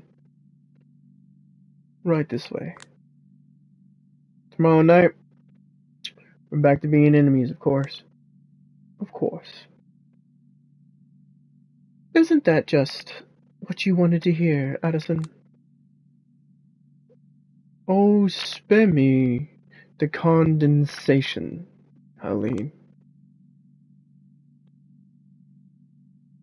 During the commotion, I'm approached by Kadir. He looks me in the eye and makes a show of exhaling deeply.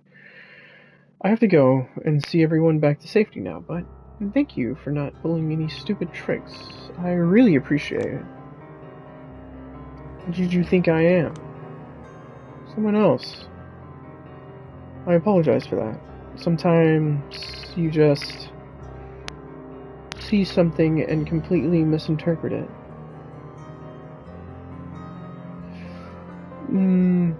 We'll think about how to handle the future.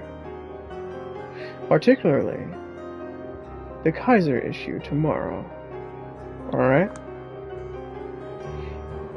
If I'm here tomorrow. Pats me on the back with a short little awkward smile. See you then. Everyone slowly scatters, but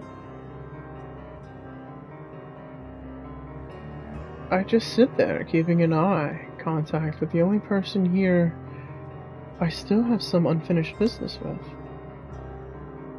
The art hole should have its doors closed now, but nobody considers it weird that I'm staying. After all, the only person that is accompanying me is the Keeper of Elysium. Aren't they a happy bunch? All's well that ends well. People were nervous. Like you really had some good cards to play. You're a poker player. Occasionally.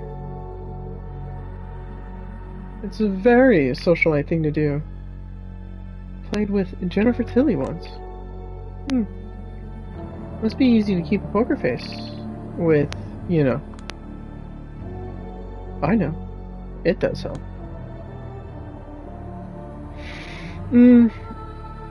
And you do seem to know a lot about the cards other people are holding. Like all great games, poker does share some principles, lessons, and necessary skill sets with real life. I take out another smoke. The conversation is bringing the tension back. Like two fencers. Careful. Looking for the others. A hole in their defense.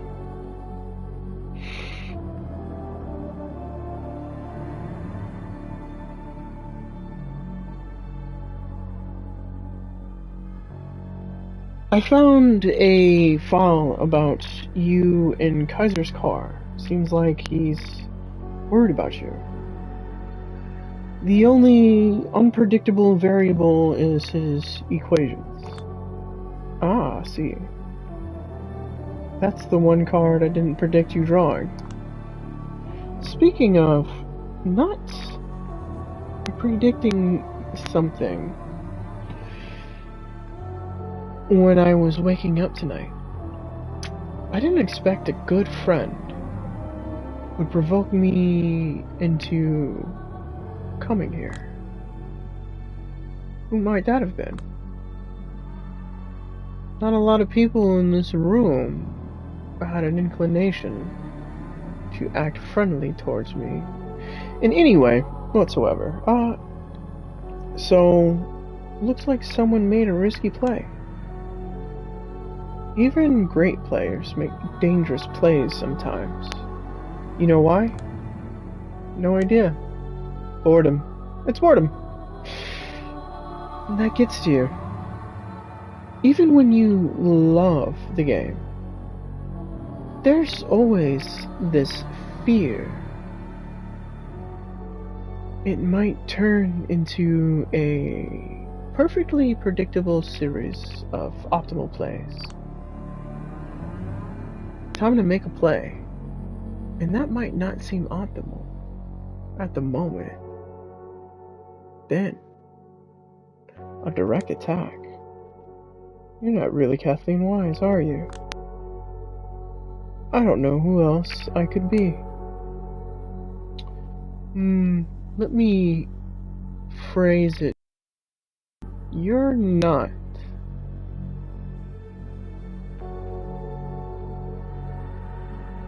Isaterna the Wise, the agitator of Prague, a Bruja elder causing turbulence all over the world, are you? She laughs. That file must have been pretty thorough. Kaiser knows what he's doing. That's why I'm afraid of what he might do to me to get revenge. Rightfully so. Maybe I'll help him out in exchange for a favor. Snuff out a La Sombra meddler. Strike a partnership. Promise to keep each other in check.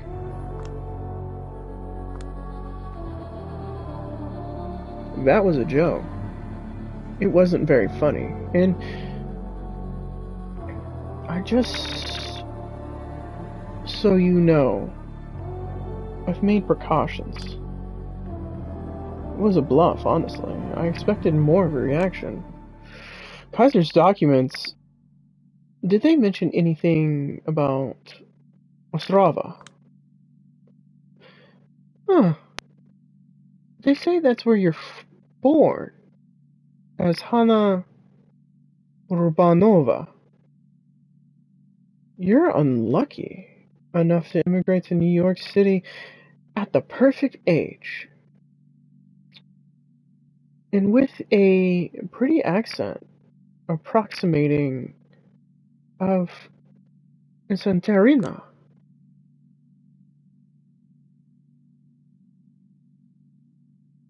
Honestly, Explains a lot. Kadir told me that Aisling once organized a blood hunt after Kathleen uh,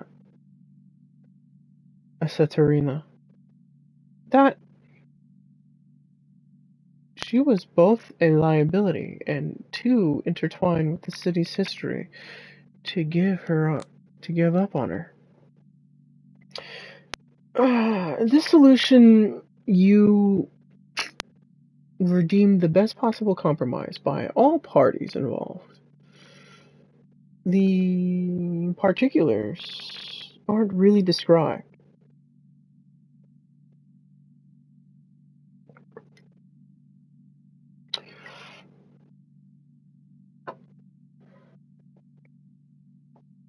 It is theorized that blood magic was used, maybe flesh crafting. I do remember a few images of her accomplice's embrace. Christoph, the man who caught me apologizing that the others broke my jaw, as if he wasn't to blame. Violent brainwashing. What's done is done. It might not be Isaterina the Wise, but I'm definitely Kathleen Weiss now. I feel as good about the situation as I probably can. She's the brooding Batman, and you're just the fun-loving Bruce Wayne. Zorro and Diego de la Vega. Something like that. A debutante who sleeps a lot and parties a lot, only has to do something unpleasant from time to time. Do you hate her? Sometimes. I mostly pity her. I've come to accept my fate, and I don't even feel much trauma when I'm see my jaw in the mirror.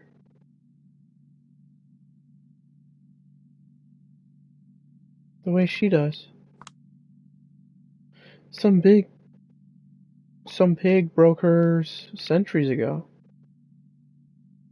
And she still relives the assault every time she catches a glimpse of her own face. All that power, all that reach, all that appearances, still not enough. Don't get me wrong, but is there a point to all these questions? There definitely is. I think it was reading your file that made me ultimately decide against turning the investigation upside down. Was it now? An immigrant from Eastern Europe comes to New York City, takes the position she always expected to find herself in, is molded into someone who is no longer herself. The story struck a chord. I felt like you were maybe ever so slightly pushing me to follow your way, to lose myself in a position of considerable power.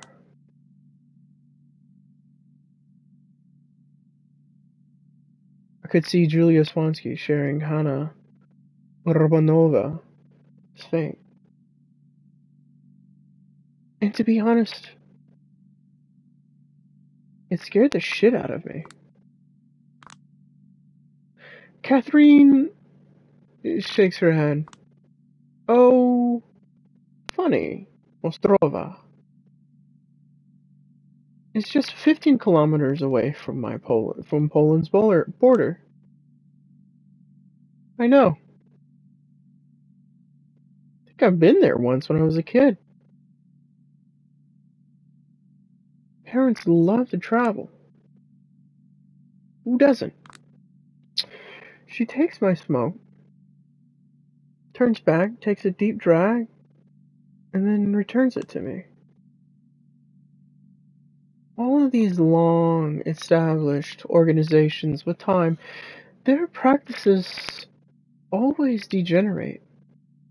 They start draining everything out of the participants, turn into a cycle of abuse aimed at no one in particular. But the funny thing is, if the victims aren't allowed into positions where they can perpetuate the abuse, they feel the abuse is aimed specifically at them. There's no winning move here. Do you understand what I'm saying? What I'm trying to say? I think you're making excuses for yourself. She desperately tries to stop it, but she laughs. Sounds a bit like a harpy screaming, but it's strangely endearing. I could take a drag of the cigarette she took from me earlier. My inner grade schooler expectedly informs me it's an indirect kiss. Let's walk outside. I need to close up shop. Dawn is almost here. And we still need to talk about how to get you out of Kaiser's grasp. I nod and follow her to the street. So I hear you've been living with a human. Yeah, it didn't work out. Oh. Why is that? I don't know how this. I don't care. I don't dare call it sisterly bond. But it came to happen. And I know it can't last beyond tonight, but I'm savoring every second. She's been, turns out, she's been single white femaling me. I don't follow. I come home, I find her wearing my clothes, smoking my cigarettes, pretending to be me. The creepiest thing in the world. So you find that pretending to be someone else is the creepiest thing in the world. I see how it is. Oh, piss off. That's a low blow. Why would she do that? No idea. I just yelled at her and saw her running out. She's probably back home now. I hope. No. I don't know. I know it looks bad, but maybe you should just, ask her why she did it. And then make an informed decision. What are you talking about? What would be reasonable? I don't do that. She loses herself in thought for a moment, visibly torn whether or not to tell me something. This might be Asatrina speaking, but I was thinking about you two and Carthage. Everyone is arguing with her about the name. Some people claim it has too much historical baggage. It's a myth. It didn't work. It was still vampires taking advantage of humans. But it's still a beautiful dream. And you two are like the embodiment of it. You mean that apocryphal story about Carthage was not destroyed because Romans were greedy for land, but because kindred and kind coexisted there in harmony? That's a pretty deep cut, but you know how long ago were you embraced again? I've been reading a lot to catch up. The inner journalist / a former copywriter in me still refuses to die. Again, it might as well be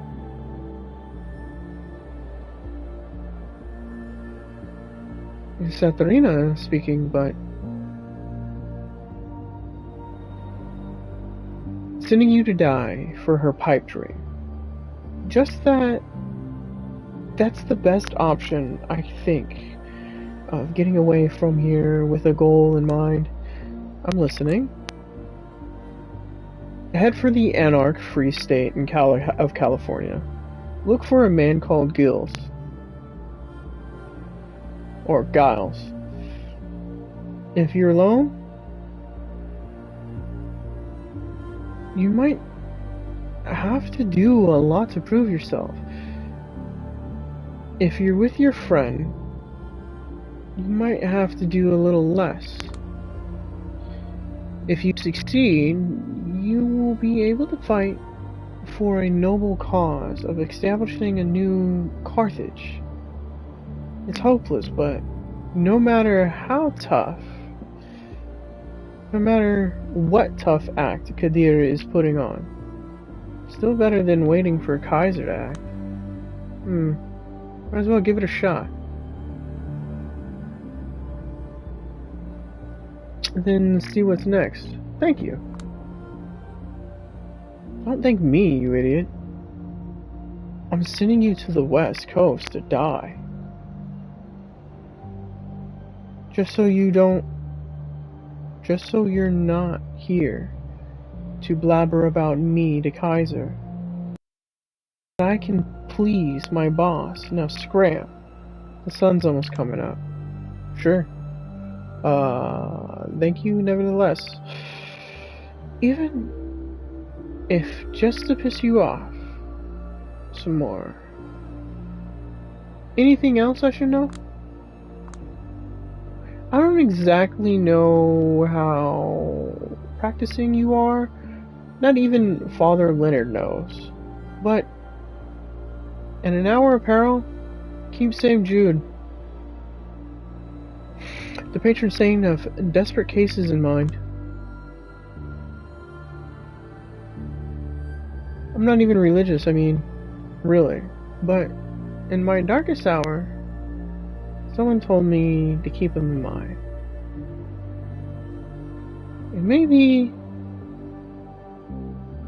I wouldn't be here if I didn't. Yeah, I know St. Jude. In happier times, Mom used to joke he was the patron saint of her sex life. I see. Fellow Catholic guilt survivor, huh? The classic Eastern European upbringing. I'm not admitting to anything. Stay safe, Catherine. And thank you. See you again someday. Somewhere, Julia. Although, probably not. I'll wave at her for the first and probably last time. And leave Elysium behind. Hey! Hey. She's sitting on the bed, and obviously it's obvious she was crying before, but trying her best to hold up. Where were you? Finishing up my big investigation. She sniffs. So, how was it? I fucked it up. Big time. You put it up a fight. Don't tell me you were expected anything different. I did, actually. You used to be a shining example of investigative journalist. Maybe I never felt comfortable being an example. The wince on her face proves that got to her. I'm not happy with who I am. Jesus, you're really copying me in every damn respect now, aren't you? Fuck you, I'm being serious. I know. I'm not trying to be an asshole, or rather, trying not to be an asshole. We really are two leeches who got stuck to each other, aren't we? Like, two-person human centipede loop of... or something? In Oreobosis? Or in, Mobius strip? I got lost in my own metaphors. I take out another smoke and slowly decide what to say.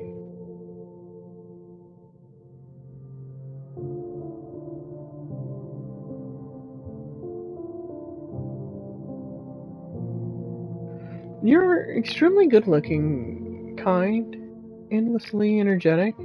You've got a steady job as an artist and even steadier influx of cash. Why would you want to be anyone else? You're extremely good looking, clever, talented as fuck, immortal, and entirely young. Eternally young. But you still have the horribly deep well of self-loathing within you for some godforsaken reason. But it fucks me up as much as it does you. Probably. Yeah, I get it, but single white female? It was an impulse. It was the first thing I did. It was the first time I did it, I swear. I didn't know what got into me. That timing was just fuck. Maybe I just wanted to see if I can be a better you than you? Don't know, maybe. I need some therapy, but I'm tired of looking for the kind of therapy that makes me feel like it works and is not just brainwashing me. She might be lying, but I don't want to believe she's lying.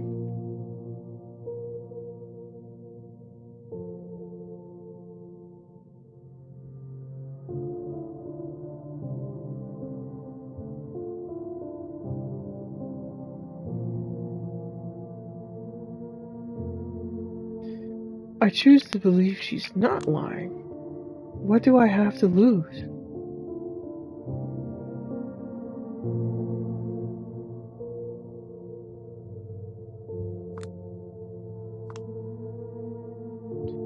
I think I want to give it one more shot. She raises her head. Do you? Yeah, I think I do. There's one condition, though. She shoots me cold look. What condition? I told you I fucked up my investigation, but not how badly. Well, looks like I'm no longer safe in New York City. I need to run first thing tomorrow evening, and the only way out I see is a bunch of loons living in the West Coast.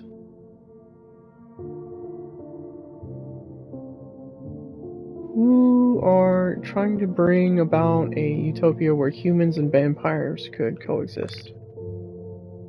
It's probably even more dangerous than staying here, so be honest, not to mention how dangerous it could be for you. And I haven't even figured out how we're going to get there safely, but yeah. I'm beyond tired of sitting on my ass, collaborating with monsters. This is the first page of the second chapter. It's a lot to take in. I know. But I think I'm in. I know I'm in. You've got a future. You've got rich parents. You don't have to do this. In case you miss it, having rich parents is like a goddamn, I don't know, original sin in my book. I don't want to coast on their money. I want to try doing something that fucking matters. Are you certain? About as certain as I am the deed state exists. Huh, that's good enough for me. I'm off to sleep. The sun's probably already up. I'll pack your clothes. What for? You planning to unleash Dark Dakota on me again? Don't say anything. As I said, try not to be an asshole. It's process.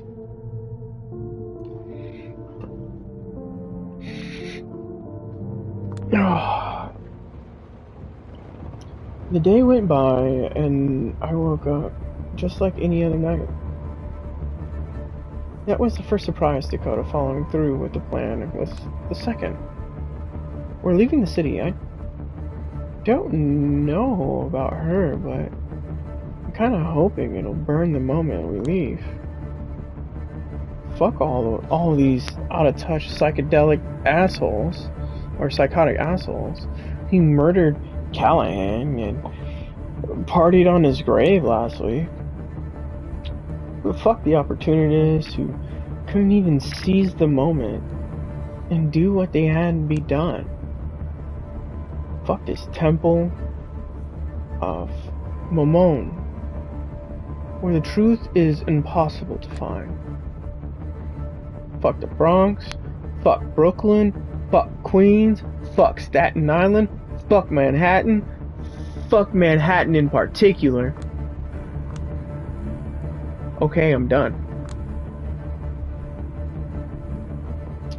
I'm probably gonna try to stop at motels, drink from truckers, hitchhikers, and whatever. Exciting. It'll be like a pair of serial killers prowling America's highways. Remember? Near Dark? That nomadic vampire movie? Of course I do. Is that what we're planning to do in the Midwest? Maybe, maybe not. We'll improvise. It just hit me.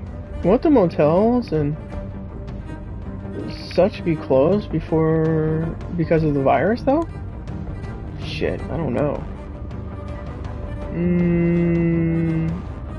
I didn't think about that. Maybe I really should have robbed a bank and just paid the circulatory system goons to smuggle us to the West Coast. Whatever. It'll be fun. Remember, you'll be the one paying for everything. I don't want to expose myself to anything, and I don't want to expose anyone to anything.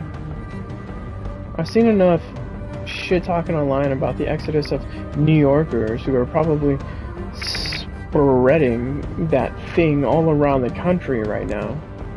Gotcha. We should wash the car.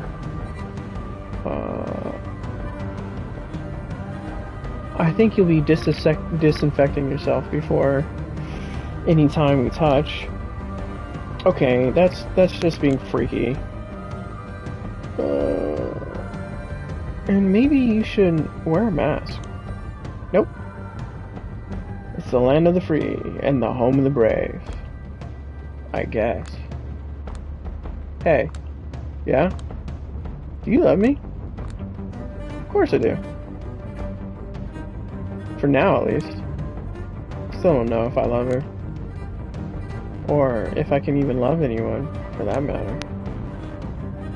I'm a fucking monster, after all. I don't even know if will exist next month. That prospects are not looking good. But although I can't even see myself in the rearview mirror right now, I will remember these images. I will remember this image of leaving the city, somewhat melancholic and somewhat hopeful for forever.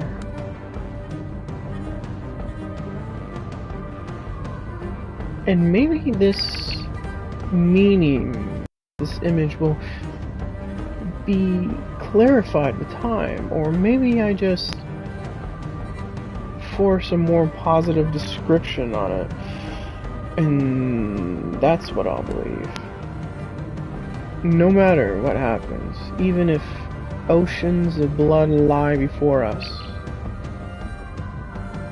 I will make this a cherished memory. Whatever possible salvation still remains for me. It probably lies in the eyes of another. Huh. Well, I guess that is it. I did appreciate it. I did like it. I did like her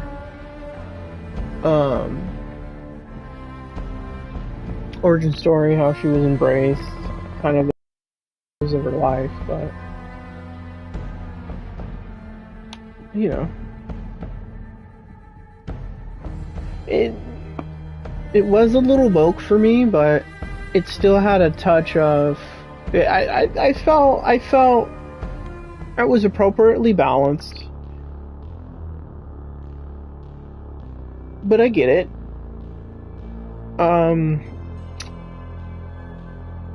So it was cool. I still appreciated it. It was pretty good. Anyway, I guess that's it for this series, and I think we only have like one more book left, so we'll get into that